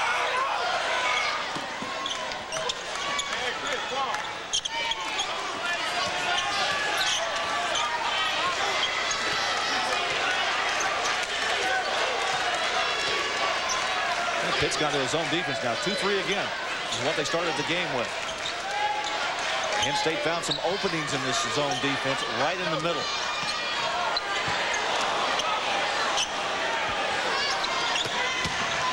There it is to Deggets again. And he missed it. Good help by McNeil defensively that time after the entry pass. Pitt shoots for the lead for the first time since we were 5 minutes deep into this game on this possession. And McCullough loads up. Gant retrieves it.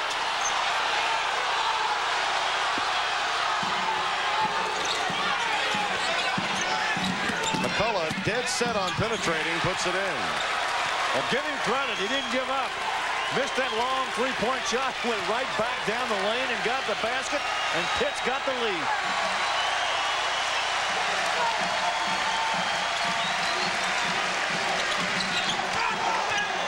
We haven't heard much from Deron Hayes, have we? Since he picked up that third foul. Pitt keeps changing defenses. They're man-to-man now. Barnes. McCullough made a mistake. He went for the double-up right at the top of the post, and he left Barnes wide open. Freddie Barnes' tray gives the Nittany Lions a 1-point lead. He has 17 tonight. Miller off the pick and roll to Grant. Can't get it. Cleared to Monroe Brown. Oh, reach in against McCullough.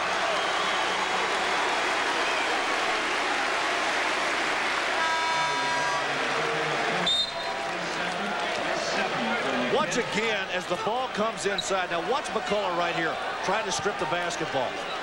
Here's the good kick pass. See, he made the mistake. He tried to double up, and he left Freddie Barnes wide open in the corner. When you have the kind of talent that McCullough has, you take chances. And I'm sure Paul Evans doesn't mind it from time to time. He wants the up-tempo game. But you know, Tim, it's got to be a calculated risk. Yeah. If you're guarding a guy like Freddie Barnes, you don't want to run off and leave him too often. He's a man who has had a very difficult year, up and down all year long. We're at Recreation Hall in University Park, Pennsylvania. Happy Valley, home of the Nittany Lions. Tim Brando, Larry Conley, happy to have you with us. Penn State's lead is 2. They led by 6 at halftime. And the Panthers on an 8-0 run to get back into this game, trailed as many as 11 earlier in this half. Now they're down by 3. And the crowd rises to attention.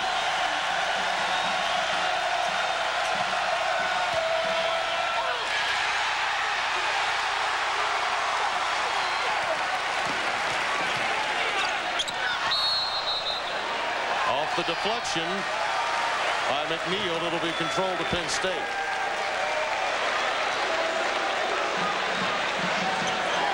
If you're wondering, for those of you just joining us, why the crowd is so into this game, it's been 10 years since these rivals have played.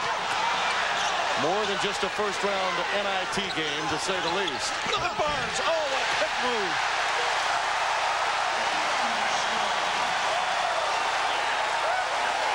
Now it's the Nittany Lions by 5.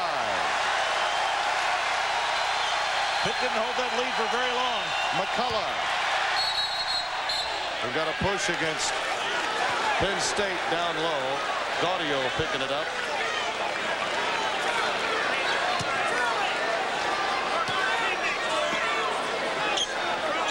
That is the 4th team foul against Penn State. They still have a number to give before the Panthers get to the line. Ahmad Sharif coming into the game again, who's had a difficult night, and McCullough sits down. Gant checks out, with Antigua coming back into the game. You know, Tim, Antigua's had a good evening this evening, and he's been on that bench a lot tonight. I think Paul Evans liked the matchup when he had McCullough at the point and Miller over at the 2 position. Oh, nice work by McNeil. Yeah, that ball hung up a little bit, and Gaudio really mistimed his jump, and McNeil didn't. 6 of 11 from the floor for Chris McNeil. 12 points for him.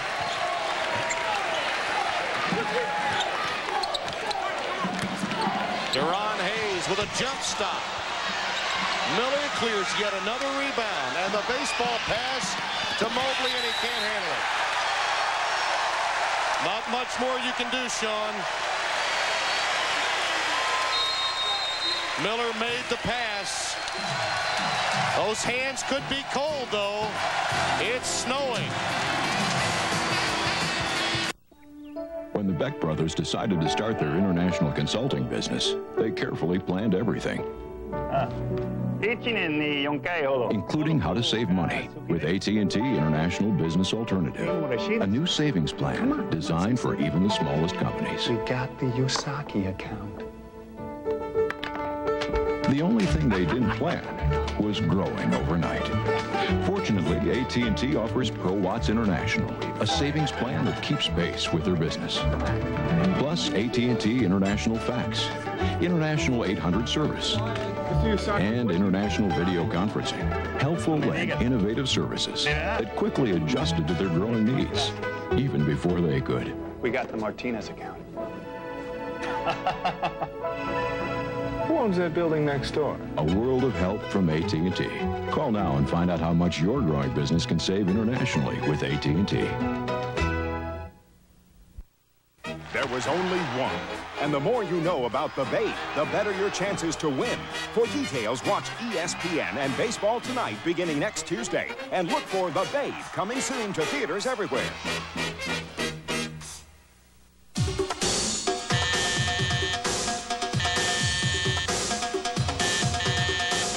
No spring break for the world's hottest tennis stars. They're in action at the Lipton International Players Championship. Penn State leading by 3. You know, Tim, we've been traveling all year long, and you and I agree on a lot of things. I disagree totally with you on this call. Watch Miller look up the floor, and who does he catch? Mobley, the center, the guy who probably has the worst hands on this club, and he throws a pass to him with 2 guards trailing him, and he's trying to catch it over his shoulder. I don't think I'd have let that one go. I applaud the play on the boards by Miller, trying to find a man up the floor in a hurry, but I agree with you. You have to show some presence of mind and understand your talent that surrounds you. That time he may have been a bit too eager. Are you agreeing with me? Yes. I disagree with you. Guess I'm an emotional guy. Oh. Pitt's back in his own defense now. Looks like they're matching up out of it. Deggins has had some success inside if they'll get him the basketball. Part of the problem, too, for me is I adore watching Miller play. I know you do. So do I. I mean, a lot of people do. Anybody who's a basketball fan would have to. And that's what we are, after all, aren't we? Fans? That's right. Oh, wide open off the pick. Money Brown can't get it to drop. Hey, mark this sequence down because Penn State, out of its half-court game, was in great shape. Instead, they come away with a foul. And they really had a chance there with an easy shot from the outside because the screen was there. Look at that. 9 assists, 7 rebounds, and that 3 points he has was from a 3-point shot in this second half. You know, I think you make a good point about him. The fact that it really doesn't hurt the other part of his game, the scoring game, when the rest of it is going well. Mobley. Ugly shot off the side of the glass. I think people ought to start yelling ugly when you got an ugly shot. Air ball when you got air ball, ugly when you got ugly. That was ugly. Hit again in that zone out top. You can see Miller floating out there. Sharif also out top. The 2-3 zone. Penn State's going to spread the court. Interesting strategy here with a 3-point lead. Penn State with the lead, deciding to shorten the game. Remember, they scored with only 2 or 3 seconds left right before halftime on the 45-second shot clock. This time, McNeil gets in the way of Deron Hayes. Hayes has been silenced since picking up a 3rd foul almost 10 minutes ago at the 15-minute mark. He's suddenly been out of sync for Bruce Parkhill. Miller with a nice dump to McNeil. And again, another assist. Did you see that pass? He has 10 dishes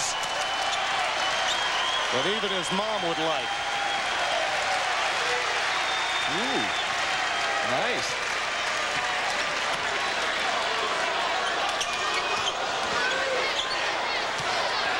Here's that strategy again. Spread the floor, work clock. Gaudio with the dump, and Deggett's lost it. That aspect of Penn State's game was worked to perfection in the first half. Now 2 empty trips in the second half. McNeil. Chris McNeil picking it up to another level, and the Panthers lead by 1. Can you remember earlier on in the first half we talked about Bruce Parkhill's concern about that ball coming inside against his smaller defense? Pitt starting to take advantage of that now. That ball coming in with regularity. And the depth factor, too. With Morningstar out, Mobley comes in. And McNeil never leaves, it seems. Dangerous pass. Gaudio. Too strong. Miller claims another rebound. His 8th of the game. That's 4 trips in a row now for Penn State, and they've yet to come up with a point. Foul on Gaudio. It's a push against McNeil. Now Bruce Parkhill's worst concerns are becoming a reality.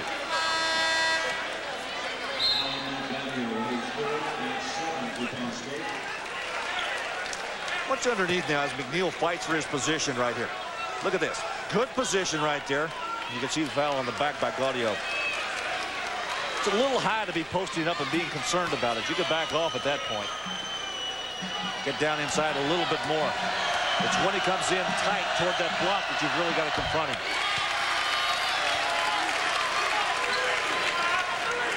Just for those of you that are keeping score, if this game remains tight and we head into an extra session, the lack of depth of Penn State's front court could be a factor. 3 fouls across that front line for Penn State. And they'll need Deggett's no matter how long it takes.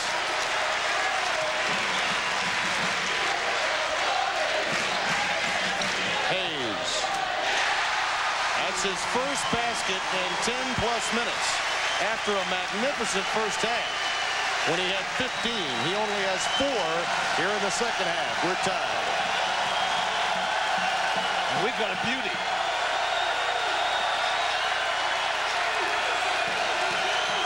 We'll have a great college basketball game in March in the snow between 2 good rivals.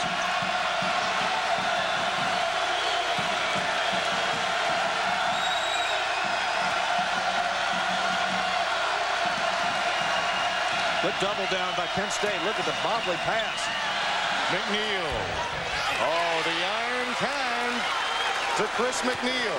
Sharif with a good touch pass to McNeil. That was good ball movement by Pitt that time. 64-62. 3:20 remaining. Hayes again. McNeil over Degas. All Evans up, palms up to the heavens saying slow it up. We're in no hurry, just run your half-court offense. Penn State's in a man-to-man defense, and they lost it. A rare loss of dribble for Sean Miller. And a good foul. A good foul. He's upset with himself. Hey, you're human, Sean. But he does draw the foul, and he'll make Penn State earn it at the line. Good handle the break that time. McNeil got himself in position to try to make the shot. Miller just made the foul and didn't allow him to get the ball up on the glass. Orlando Antigua coming back into the game. Well, Paul Evans has shuttled a lot of players in and out of this game tonight. He had some matchup difficulties early on, it seemed.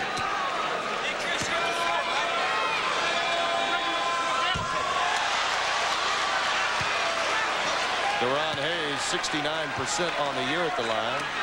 Here's Parker studying his game notes there.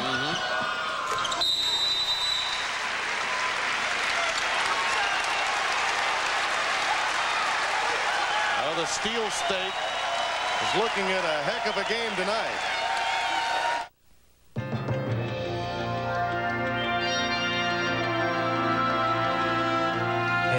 Hey, check it out. Check it out. It's starting to snow.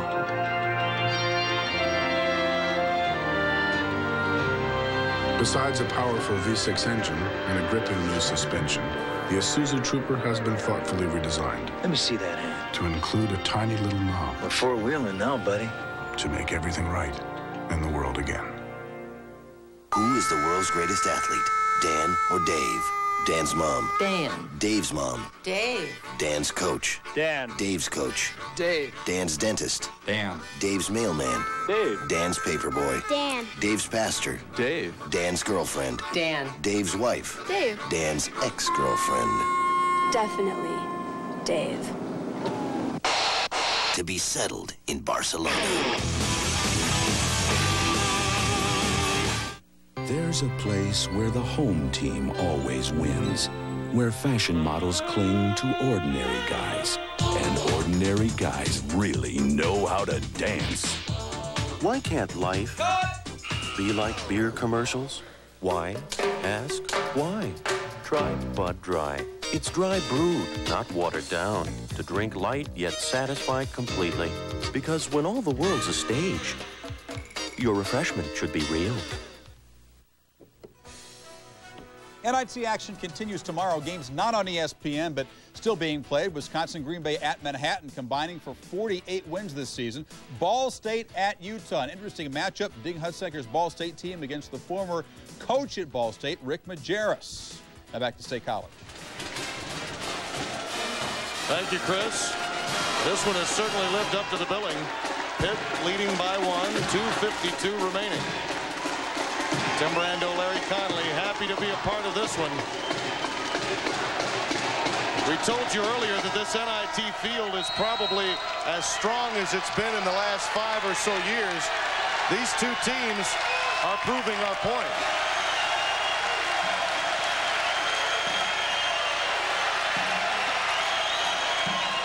McNeil wants it. Degas with a push. Yeah, that's his 4th. Antigua is pumped, and Parkhill is concerned and upset. You know, the best rebounding position is the inside position. See Degas right there, 23. Look at Antigua move to the inside. Good call. He bumped him out with his hip. It was the proper call. It's all about positioning, isn't it? Absolutely. He screened off his man, but it was Antigua who made the good move inside of Degas.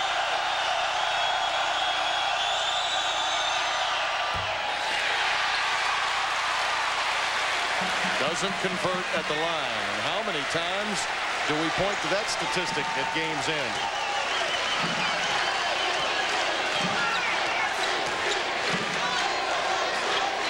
It's back in that zone defense. 2-3. Penn State had success inside. Sean Miller nearly with a pick of Elton Carter. Carter again.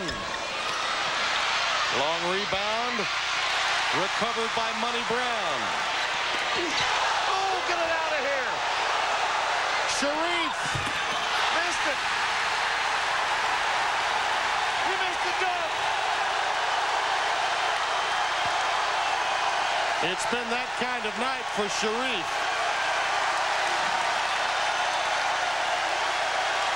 Hey, we have seen so many of those this year. That could be a deciding dunk missed. Hayes. Carter and McNeil fight for it. Now begin to wolf.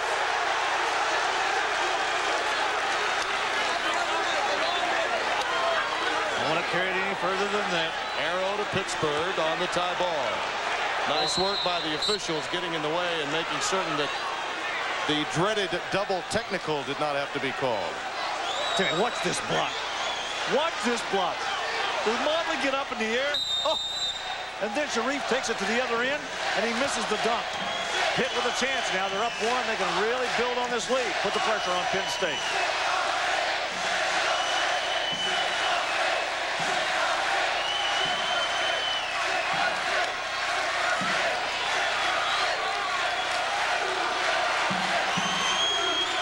Gotta watch the 5-second call.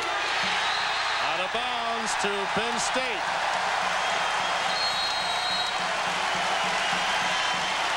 You know what happened? Sharif fell down. It was going to be a good backdoor cut. And McCullough had made the pass. Sharif just fell down. Don't you know that Paul Evans in that situation wanted Sean Miller to handle the ball?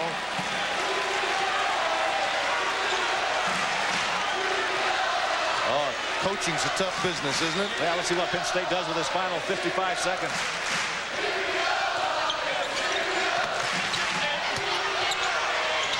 McNeil, but Daggetts knocks it down. His first basket in 7.5 minutes. Tim, Pitt can take the last shot if they want it, but they're going to call timeout. Shot clock is off. We are coming down to cases in Happy Valley.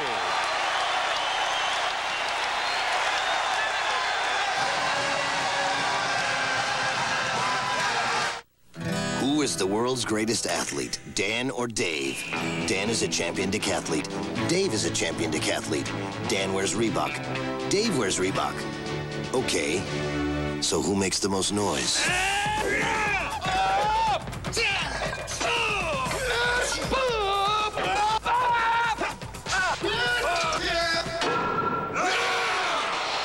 To be settled in Barcelona.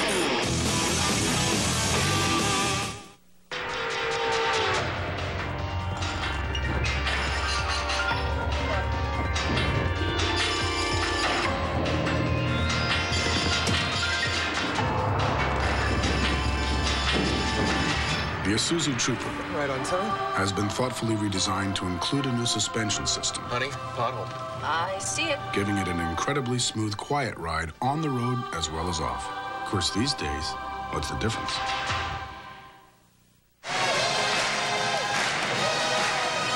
Penn State is up by 1, but let's go back and take a look at a very important missed dunk. Ahmad Sharif is going to miss after Mobley had blocked the shot on the other end. An easy one. That miss could have really affected this game because Pitt is 1 down.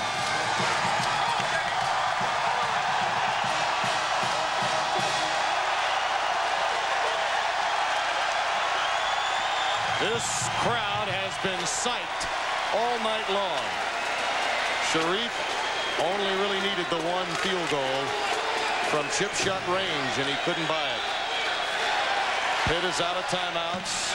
Possession arrow to Penn State. We're in the bonus. Interesting move. Morningstar's in the lineup now for Mobley. Mobley went to the bench. Expect Miller to run this show this time. Evans does not want a turnover. And it comes down to this.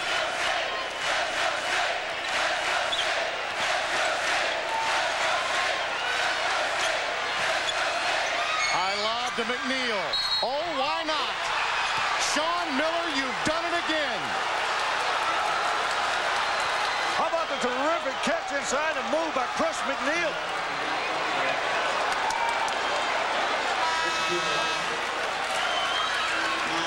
Once again, Miller with the lob. Up top, McNeil with the catch. Get your feet underneath of you and get yourself up in the air and get the basket. Concentrate. Watch Paul Evans react to this. Just a simple clap. Chris Miller having a torrid second half. 13 of his 19 points here in the second half. 11 seconds remaining. Now remember, they'll go to the line with a chance to make it a 2-point game.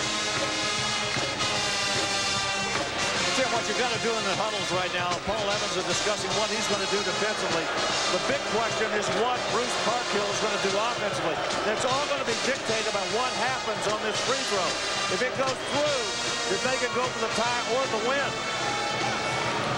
Coming up immediately following our game, Dan Patrick and Chris Myers waiting in the wings. And Chris, if you're listening, this is good. Nothing about this game has been not good, believe me. Celtics, which team will show? Upon further review, those dreaded words, will we hear them again? Chris Berman has been in Arizona at the NFL meeting. And an upset in Lipton tennis on the women's side. The headlines in Pennsylvania will once again read this young man's name. Should Pitt hold on?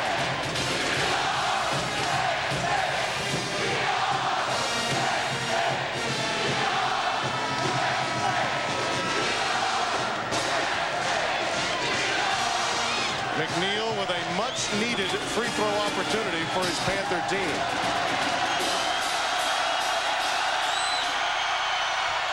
It's a 2-point game.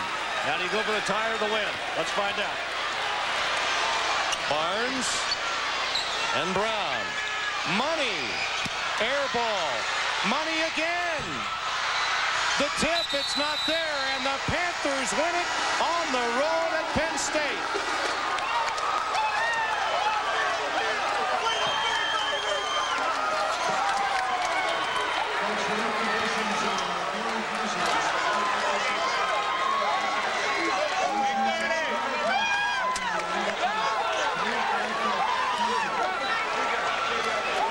It all came down to one last half-court opportunity. And Tim, watch it again. Now watch Barnes move to the outside. Brown wants the ball. It's Brown that gets it from Barnes. Now watch the ball kick back out. He's got a second chance. Ball in the air. He can't make the second one either. And it comes down to this. Pitt walks away with a big win in Happy Valley. They hope to stay at home for the next one. Our final score, Pittsburgh 67 and Penn State 65 for our entire ESPN crew. And Larry Conley, this is Tim Brando saying so long from Happy Valley. Sports Center is coming up next.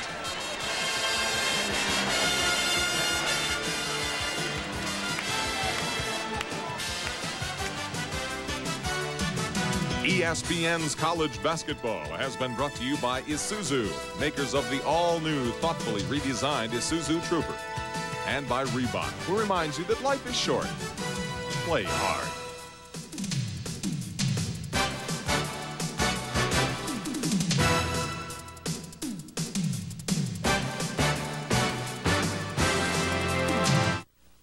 United Airlines now flies you non-stop to London's Heathrow from 6 U.S. cities.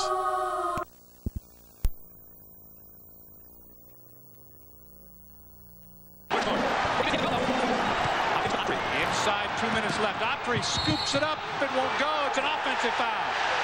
Oh, that's a huge play right there. That's the 5th on Autry. 51-49 with a minute 48 to play. Well, if it goes in, you say great decision by Autry, but up 2 with the ball, you know, you question the judgment there. Very tough call. Looked like Walker was able to get the good position. Was Walker taking a chance as well? Nova on a 10-2 run, because remember, he's playing with 5. If he gets the block call, he's gone. Right. The seam has been to Dowdell if they can dump it inside the guard. Walker for 3. Battle for the rebound to Adrian Autry. He will walk it up this time. That was a long-range one. Syracuse will work some clock.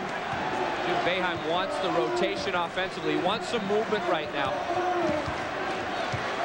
1 minute and 6 seconds remaining in the game. The end result of whatever they do right now, they should be trying to find Johnson if they can. Johnson pops out for it. And Jim Boeheim steps up and tells Adrian Autry to call time. He does with 54.9 remaining. A 2-point lead for Syracuse. We'll be back. Sharp. What you need in copiers is Sharp. Sharp. Sharp thinking about business. It gives you the award-winning Master Series, Sharp's most advanced high-speed, high-volume copying system. Sharp thinking about copiers. It's built into our full line of copiers to make your business more productive. Sharp. Sharp. More cost-efficient. It's made Sharp copiers #1. #1. In customer satisfaction. Sharp thinking about business. Mommy, what are you doing? Well, sweetie, where Mommy works, some people are losing their jobs. Eric's dad lost his job and they had to move. This is our home, sweetie, and nothing's gonna make us move. That's why Mommy's starting her own business. Does that scare you? No, were you scared? No. Are you? No, are you? No.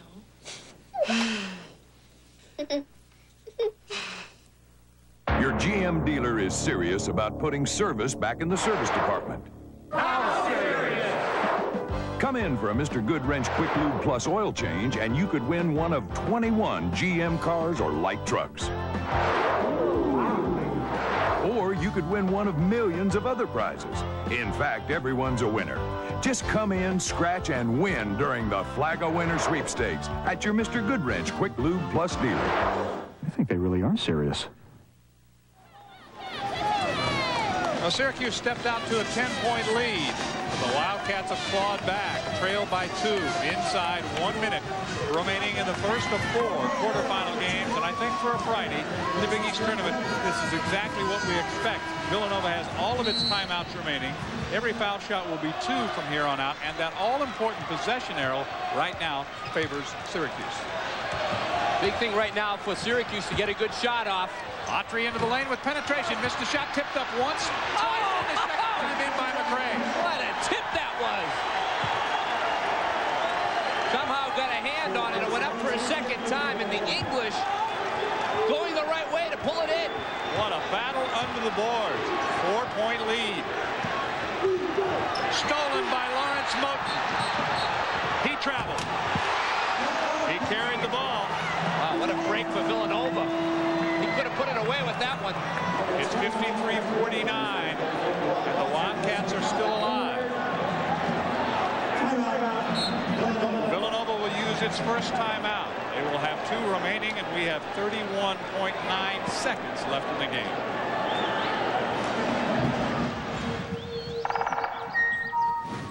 Ladies and gentlemen, feast your eyes on the elegant new J30. A classic luxury sedan in an infinity kind of way. A driver's car with 2 airbags, soft leather appointments, and tasty wood. Hey, pal, don't you even think about it. The new J30 from Infinity. Your GM dealer is serious about putting service back in the service department. How serious? Come in for a Mr. Goodwrench Quick Lube Plus oil change and you could win one of 21 GM cars or light trucks. Or you could win one of millions of other prizes. In fact, everyone's a winner. Just come in, scratch, and win during the Flag of Winter sweepstakes at your Mr. Goodwrench Quick Lube Plus dealer. I think they really are serious. We're back at Madison Square Garden. Watch the action inside as Syracuse refused to give up on this one. Shot clock's going down. They just keep batting the ball up there, but McCray somehow kissing it off the glass, off the fingertips. And then the one that almost sealed it. Yeah, this would have really put it away. Moten shifts hands right there, and that's where Ted Valentine picks it up and called him for the double dribble. He shifted hands after he had pounded it on the floor. Villanova still in it. 4-point ball game. Miller steps into the lane, high in the air, bending in, count the basket. Talk about delivering. He splits the top, John, which was the key, and then able to get it up over for Gray on the play. Right there, though, the defense, you can't let the man from the top split like that. Great concentration by Miller, go-to guy for the Cats. Villanova will take its second timeout. So each team will have one timeout remaining. We have 24.8 seconds. What else would you expect? These two teams played a great game last year. Villanova able to pull out the victory in the tournament, 70-68. Syracuse losing that quarterfinal game and going on to lose in the opening round of the NCAA. But as you look ahead to pairings on Sunday, keep in mind that Syracuse was the only Big East team, and there were 7 in the tournament last year, who lost in the opening round. So it speaks well for the basketball, the way it's played right here. Well, the tendencies, each team very familiar with each other. So this one, not surprised, John, to see it going down to the wire like this. The score, you know, a Villanova-type game, but Syracuse has executed well out of the half-court set. You've got to think if he can make this foul shot, all-out pressure either way by Villanova, and they still need another possession. So they're going to either have to go for the steal, or Syracuse will have to win this game from the foul line and look for the ball to be in the hands of Dave Johnson, Moten, and Autry for the Cuse. I think John Thompson had one of the best quotes of the week when he talked about getting ready to play somebody for the 3rd time. The players get tired of the scouting report. You have to do something to keep them interested. Well, here are 2 teams who played Sunday and are playing again on Friday. Yeah, you end up saying you just got to go out and execute. You know these guys. We've just played them. You know the scouting report. We've got to go out, execute, play our game. Syracuse is 10 for 18 at the foul line. This is Lance Miller. Nova is 13 of 22 at the foul line. Miller just moving into double figures, looking for number 11. Gets it. It's a 1-point ball game. Autry almost lost it. He is fouled by Dowdell. Mark Dowdell picks up his 5th personal foul. He and Walker have 5 for Villanova. Hopkins and Autry playing with 5 for Syracuse. Woodard comes back, replacing Bird. Nice job by Syracuse to quickly inbound that ball, because Villanova with a good tight trap. It'll be Autry at the line, where he is 3 of 4 in the game. Johnson is 2 of 4. McCray 1 of 4. Autry and Moten both 3 of 4. And Hopkins 1 of 2. You got to put it in somebody's hands. Now Villanova has 1 timeout left, John, and with 22 seconds, if he makes this, they may go to it. If he misses and you're in transition, that's when you usually like to go down and try to catch the defense before it can set. Bends the second one off. It's a 2-point ball game. And that is the last timeout of regulation for Villanova. Well, the Wildcats reacting. They still have their shot to win the basketball game. And remember, Ronnie, this is just the first of 4 at the Garden today. John, my gut feel here, unless a tremendous 3-point shot opens itself up, you know, for either Walker or Woodard, you're going to see more of a penetration type of move where you can either tie this thing up and go into overtime, or send yourself to the foul line where you've got a chance to get a couple of foul shots. It is 54-52, and both Ronnie and I agreed when Syracuse, led by the shooting of Dave Johnson, opened it up by 10, that they had taken control of the game. But Villanova, as they so often do, find a way to slide back into the ballgame. Yeah, they tend to make that late run. I thought Syracuse, John, went into their delay game and stopped penetrating to the basket. They had been putting those threes up, and they were playing that kind of game. They started to slow it down, and that's when Villanova surged and got the momentum. Coming up next is Boston College and Seton Hall. The Eagles taking on the Pirates. First time ever that Seton Hall has been the top seed in this tournament, and they are the defending champions.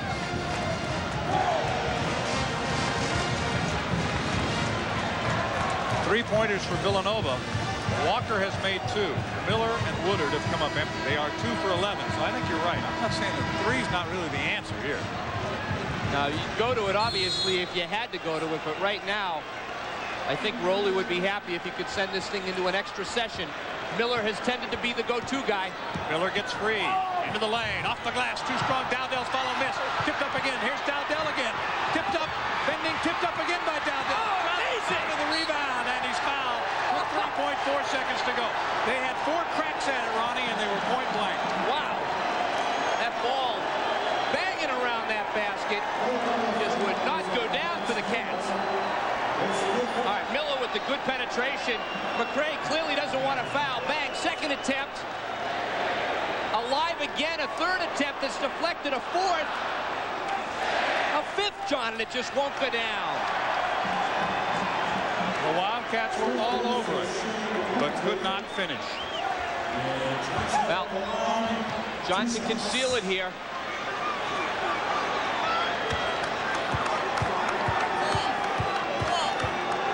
With a miss, though, on either of the foul shots, and there it is. Still a breath of life. No timeouts left for Villanova. The door is open.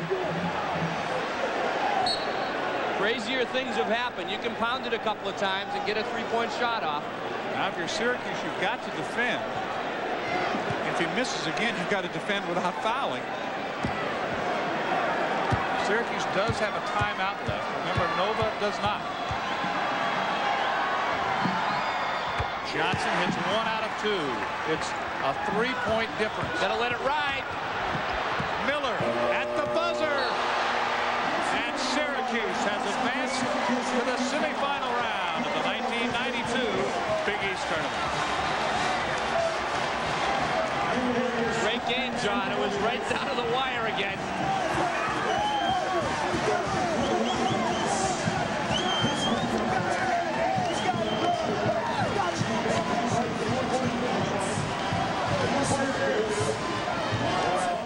Your GM dealer is serious about putting service back in the service department. How serious? Come in for a Mr. Goodwrench Quick Lube Plus oil change, and you could win one of 21 GM cars or light trucks. Or you could win one of millions of other prizes. In fact, everyone's a winner. Just come in, scratch, and win during the Flag of Winner sweepstakes at your Mr. Goodwrench Quick Lube Plus dealer. I think they really are serious. My father grew up in the Depression. I grew up in the 60s. He fought a war and I didn't. All we ever saw in each other were the differences. I think we fought because we believed there'd always be time to take things back, make things right. I think now's the time for me to do that.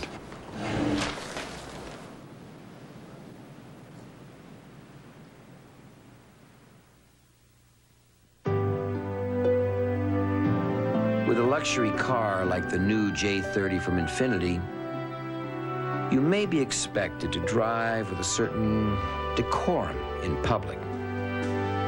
What you do behind closed doors, however, is your own business.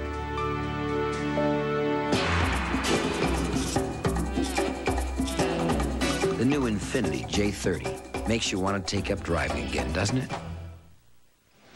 Syracuse hangs on. It took them 3 tries. They beat Villanova 55-52 with Jim Boeheim. Let's go to Ronnie Perry. Well, Jim, I tell you what, Big East tournament time. What were you thinking as that ball was bouncing around the rim with Villanova a chance to tie it up? For some reason, I thought it was going to miss. I don't know why. Usually, I think the worst, but they made a couple tough shots just before that, so I thought, well, this time they're going to miss one. But they made a great comeback. I thought we had them pretty well put away. Walker seems to always make shots against us. I don't know what we do to him, but they're going to keep coming back against you. I thought, for our club, we just got embarrassed last Sunday at home. They had us down 30-some points in Syracuse, and for our kids to come back and win, I think is a hell of an effort. Old-fashioned basketball, the defense outstanding, and of course you had Dave Johnson. David came up. He's our senior, our only senior. He had to come up big, and he came up big. We've had some success down here in this tournament, and he remembers that. He came up big. But our defense, everybody says, well, the Big East isn't that good. But the defense is so hard. It's so hard to get a shot up there that, it's just hard to score. Well, you dug in. You won it. You'll have to watch this next game closely. Go enjoy the win. Nice job. Thank you. All right, Jim Boeheim, happy coach for Syracuse. Obviously, back to you, John. All right, Ronnie, thank you very much. And the senior Dave Johnson did step up with 27 points. He hit on 9 of 14. 6 of those field goals were three-pointers. He tossed in 4 rebounds as well. Dave Johnson is our Infinity Player of the Game. Quarterfinal number 1 is done, but we have a lot more coming up from Madison Square Garden, so we invite you to stick with us. Along with Ron Perry, I'm John Sanders. The final score from quarterfinal number 1. Syracuse advances 55-52 over Villanova.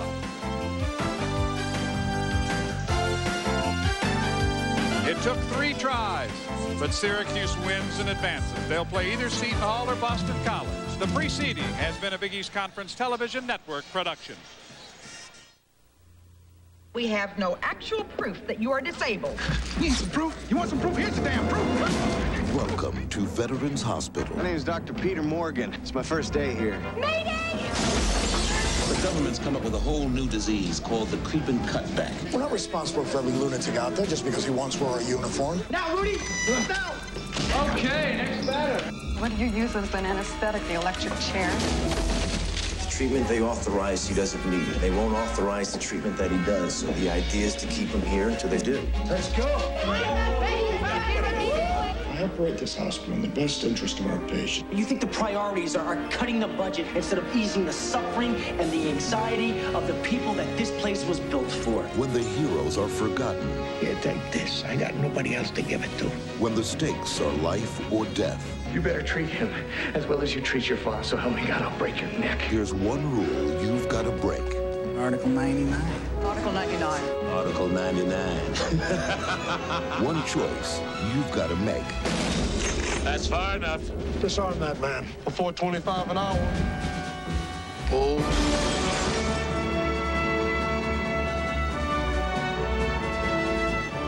Ray Liotta, Kiefer Sutherland, Article 99. What do you think you're doing? Practicing medicine. What are you doing? Rated R. Now playing at a theater near you. On the next Spotlight Cafe. But what does football teach our children? What, that it's all right to squat behind another man? Saturday at midnight on Channel 9. It's going to be one of those nights with Gina Davis, Bobcat Goldthwait, and Chris Mullen on the next Arsenio Hall Show. Tonight at 11:30 on Channel 9. There's a whole new look on WKRP. I'll be your guide to dreamland. It's Mona till midnight. Don't miss it. Saturday at 7:30 on Channel 9. The following is a presentation of the Big East Conference Television Network.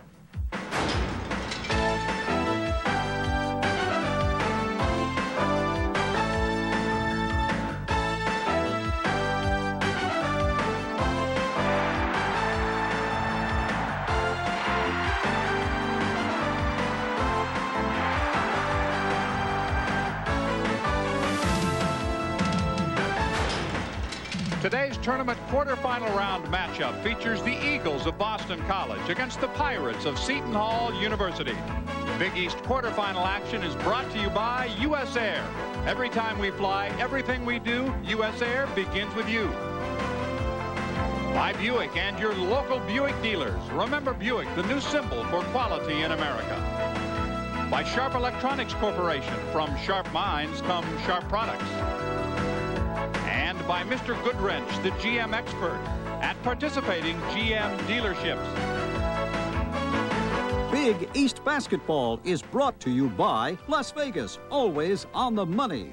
By Infinity, who invite you to guest drive their full line of performance luxury automobiles. And by MetLife. Get Met. It pays.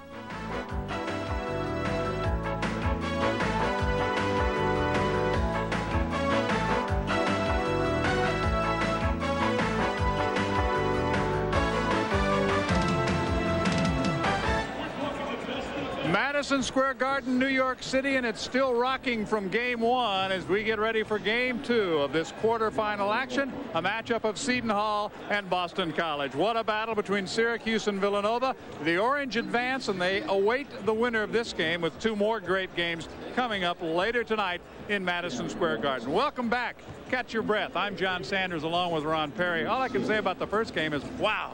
I'll tell you, what a finish as Villanova gave Syracuse everything it could handle down the stretch. It wouldn't go in, and credit Syracuse for hanging on for the victory. Let's talk about this game now. Seton Hall and Boston College. On paper, you got the top seed against the number 8 seed. But when they played in the regular season, there were a couple of real struggles. Two very good games. Seton Hall wore BC and Bill Curley down to the first game at Conti Forum. But then BC late game heroics by Gerard Abram once again for a late game victory. So two very close games. They haven't played for a while. Seton Hall very hot coming into the tournament.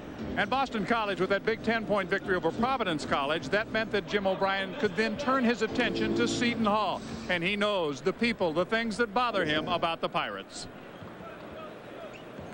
I think the key thing in that game is DeHare. DeHare has a tendency to go off and have big nights offensively. Unlike Providence, you have to guard their perimeter a lot more.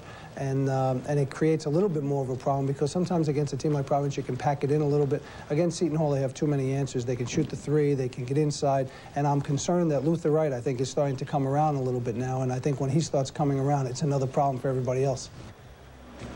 Well, Jim O'Brien's team did a great job last night against Providence College of changing up and working inside. And I think he realizes in this game, Seton Hall with more answers. Jerry Walker also a big problem for BC inside. They've got to defend, and they've got to defend both in and out with DeHare from the outside. Of course, everybody talks about the three-point shooting of the Eagles, and it has been outstanding this year. But when P.J. Carlissimo looks at the team, he looks at that, but he also looks at some other things, some other keys to the game. Well, I think the strange thing about we played BC first game of the year, and then we played them in early January. We haven't seen them in a long time. I still am more concerned with Billy Curley than the three-point shots, and I think it's important for us to execute on offense. BC defended us very well both games. Well, if you heard P.J. at halftime with Mike Gorman, there was nothing to dispute that because he saw what Billy Curley did last night. Well, last night BC went inside, and then in the second half against Providence, they went outside. We'll see in this game if they try to go down to Billy Curley. If he's doubled up, he'll dump it out. The three-point shot will be important. Curley anchors it inside for BC, and we'll see how his stamina is late. He went through a tough game last night. Yeah, he is not rested. Terry DeHare is. He knows he has been on the All-Big East team 2 years in a row. He knows about big games and tournaments. Yeah, and he's been coming up very big for Seton Hall late in the year. Look for him to get that jump shot going, and also the inside game. Should be a good one. The teams have played each other very tough this year. And again, we're going to catch our breath for just a minute. When we come back, Mike Gorman will have the star of game number 1 of the quarterfinals, so stay with us. Back to Madison Square Garden with more Big East tournament action right after this. Long before Scottie Pippen was chosen for the USA basketball team. Hey, Pippen, Martin. Look, that's Big Harold. Want to play? Yeah. He had to prove himself here. He knew he could count on his friend, Ronnie Martin. Now, Scotty. AT&T salutes all of our Olympic hopefuls and everyone who helped them get this far. Hey, Scotty. Those guys at the Olympics going to be tough. Why? Did they sign Big Harold? Your GM dealer is serious about putting service back in the service department. How serious? Come in for a Mr. Goodwrench Quick Lube Plus oil change, and you could win one of 21 GM cars or light trucks. Or you could win one of millions of other prizes. In fact, everyone's a winner. Just come in, scratch, and win during the Flag of Winner sweepstakes at your Mr. Goodwrench Quick Lube Plus dealer. I think they really are serious. Sharp. What you need. Sharp. What you need in business today is Sharp. Sharp thinking about business. It gives you the world's first desktop color fax. Color fax. Sharp. Sharp. And high-resolution VGA notebook computers that fit in your briefcase. Sharp. Sharp thinking. It created the high-performance Master Series copier and our most powerful Wizard electronic organizer. Sharp thinking. To be innovative in business, you need sharp thinking about business.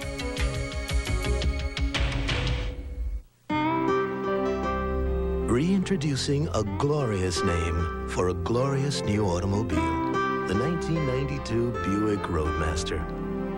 With its powerful V8 performance and the security of its driver's airbag, anti-lock brakes, and full perimeter frame, Roadmaster is perhaps the best value in an American luxury sedan.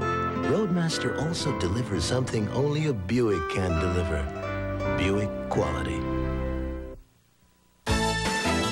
Welcome back once again, everyone, to New York City, the site for the 10th straight year of the Big East Basketball Championships. 1 played, 3 more to go here on a busy Friday. We're back in our studio. I'm Mike Gorman, joined by Conrad McRae, who's a happy guy right now. We made a lot of it in the media talking about it, Conrad, the fact that it's so difficult to beat a good team 3 times. Villanova had got you twice during the regular season. Did you guys think about that a lot this week?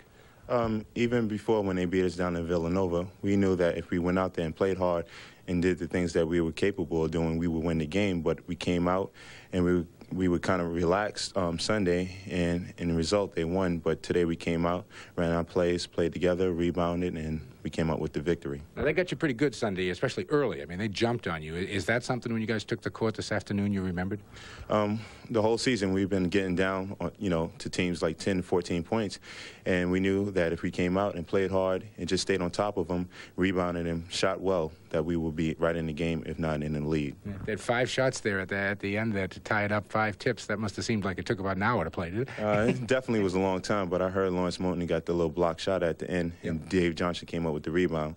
But the most important thing is the victory at the end. Yeah, and how about the effort by Dave? He really stepped up, didn't he? He definitely did. He's a senior, and he's a captain. He's showing leadership this year. And, he's playing within the, the domains of the team, and it's definitely going to help him. And tonight, his points showed. We're going to show a replay here. We can check it out on the monitor ourselves, and that's going to be of a tip-in from you earlier. I really enjoy doing your games because you're so active, but you had your hands full underneath there today.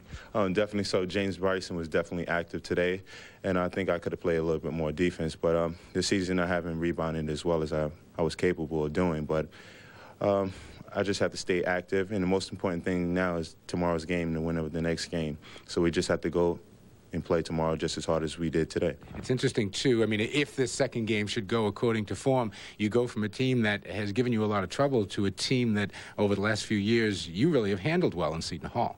Well, we knew that any team is capable of beating another team, but if we go out there and play hard, night in, night out, and we shouldn't really look at the stats and papers and things like that. That's where teams get defeated. But whoever goes out there and play the hardest is definitely going to come out with the win. We talk a lot about how important it is to play here in New York City. I mean, you're right back in your neighborhood, right? It's nice to be home, me and Adrian. We get a chance to go home, see our parents, have a new little nephew. Happy to see, but it's definitely nice playing in a home crowd, playing with St. John's. Tickets a problem, all right? It's definitely tight with the tickets. Everybody has enough family, but we feel as if this is our home court, so I think we feel a little bit more comfortable. Great job, Conrad. Best of luck tomorrow. Okay, Conrad McRae from the Syracuse Orangemen, and we will have more coming up from a full day of basketball here in New York City. Madison Square Garden is the site. John and Ron back with Game 2 after these words from your local station.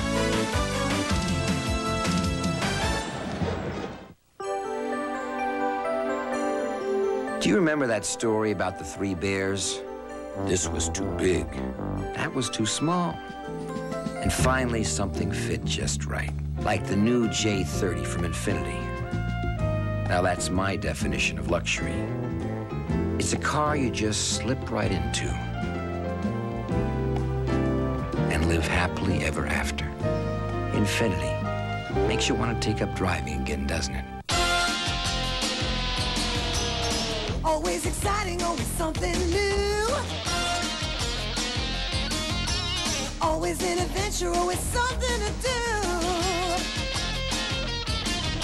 Always entertaining, always something to see.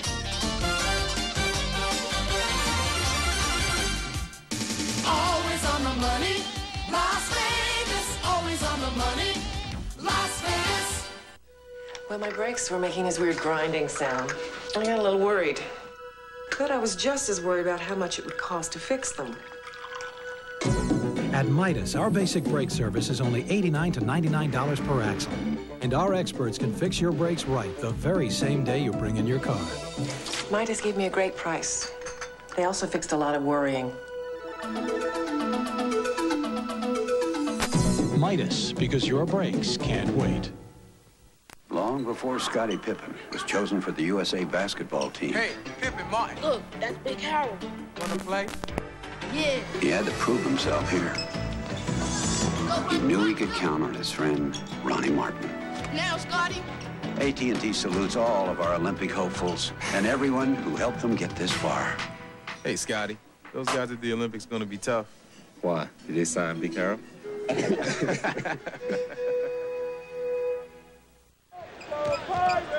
Preparing for game number 2 of the 4 quarterfinal matchups in the Big East Tournament 1992 right here in New York City, Madison Square Garden. Let's update the bracket. Syracuse has stepped out to a Saturday matchup with the winner here.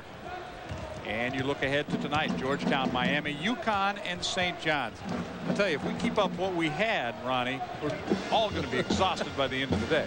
Well, we're off to a great start. The games last night, of course, BC and Miami. Miami in the big upset win, and that was a tremendous first start to a big day of basketball, the way Syracuse was able to get it done against a very never-say-die type of Villanova team, which we've come accustomed to, and this should be a very good matchup here this afternoon as well. Boston College able to advance to this quarterfinal game with a 10-point victory over Providence last night, but much of the concern that surrounded Chestnut Hill dealt with the future of head coach Jim O'Brien. He has settled that future by signing a multi-year contract, and we had a chance to talk to the boss of the Eagles about that new deal. Well, there's two sides of it, I think. I think it has been blown out of proportion. I can't believe that them not knowing my status affected them during the games themselves. I think off the court it affected them. But I think that while we were playing, when we went through a stretch when we were playing pretty well and we won 3 out of 4 games and we beat Georgetown, Villanova, and Pitt, it didn't seem like that was an issue then. And then when we lost a couple of games, it became a little bit more of an issue. But it was more a case of we played 3 games on the road and we were playing good teams away from home. That's the reason why we lost. The thing that I think is important now is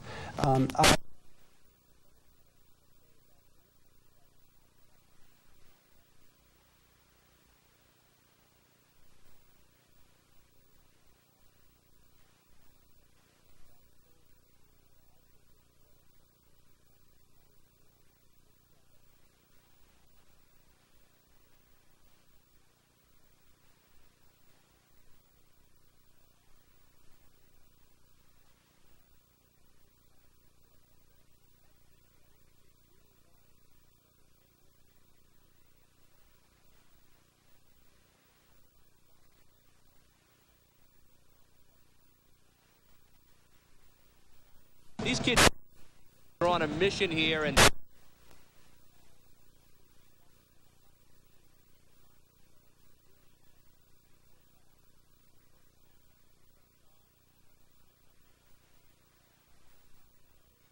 today could be a factor. Let's check out statistically how these two teams matched up in splitting, each team winning on the other's court. Now, that's right.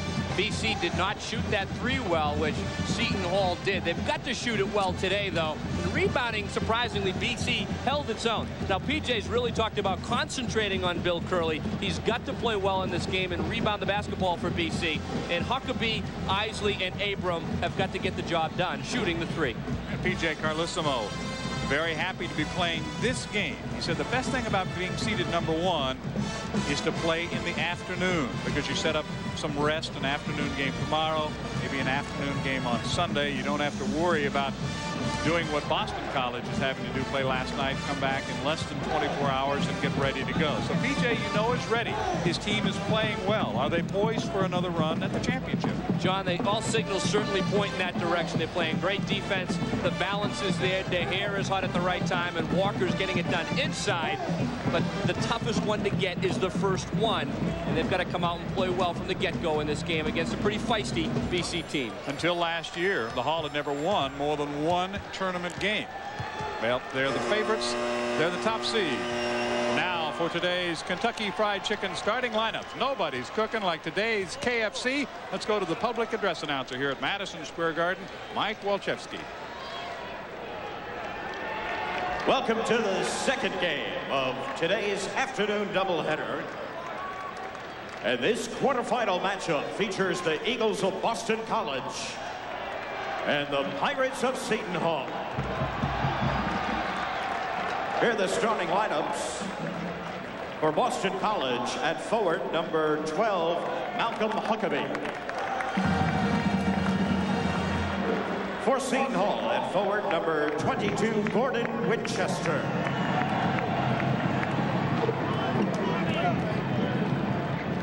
For Boston College, at forward number 22, Corey Jackson. And for the Pirates, at forward number 55, Arturas Pardishevas.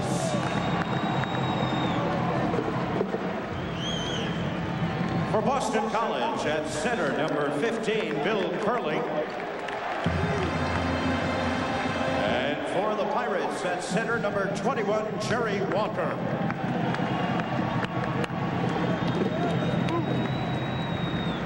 For BC, at guard number 10, Howard Isley.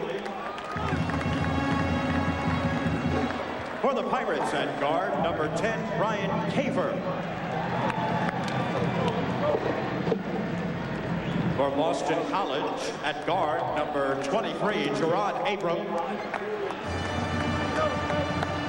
And at guard for Seton Hall, number 24, Terry DeHare. Head coach of the Eagles, Jim O'Brien. Seton Hall's head coach, P.J. Carlesimo. We are set for the opening tip. Quarterfinal game number 2 from Madison Square Garden is coming up after this word from your local station.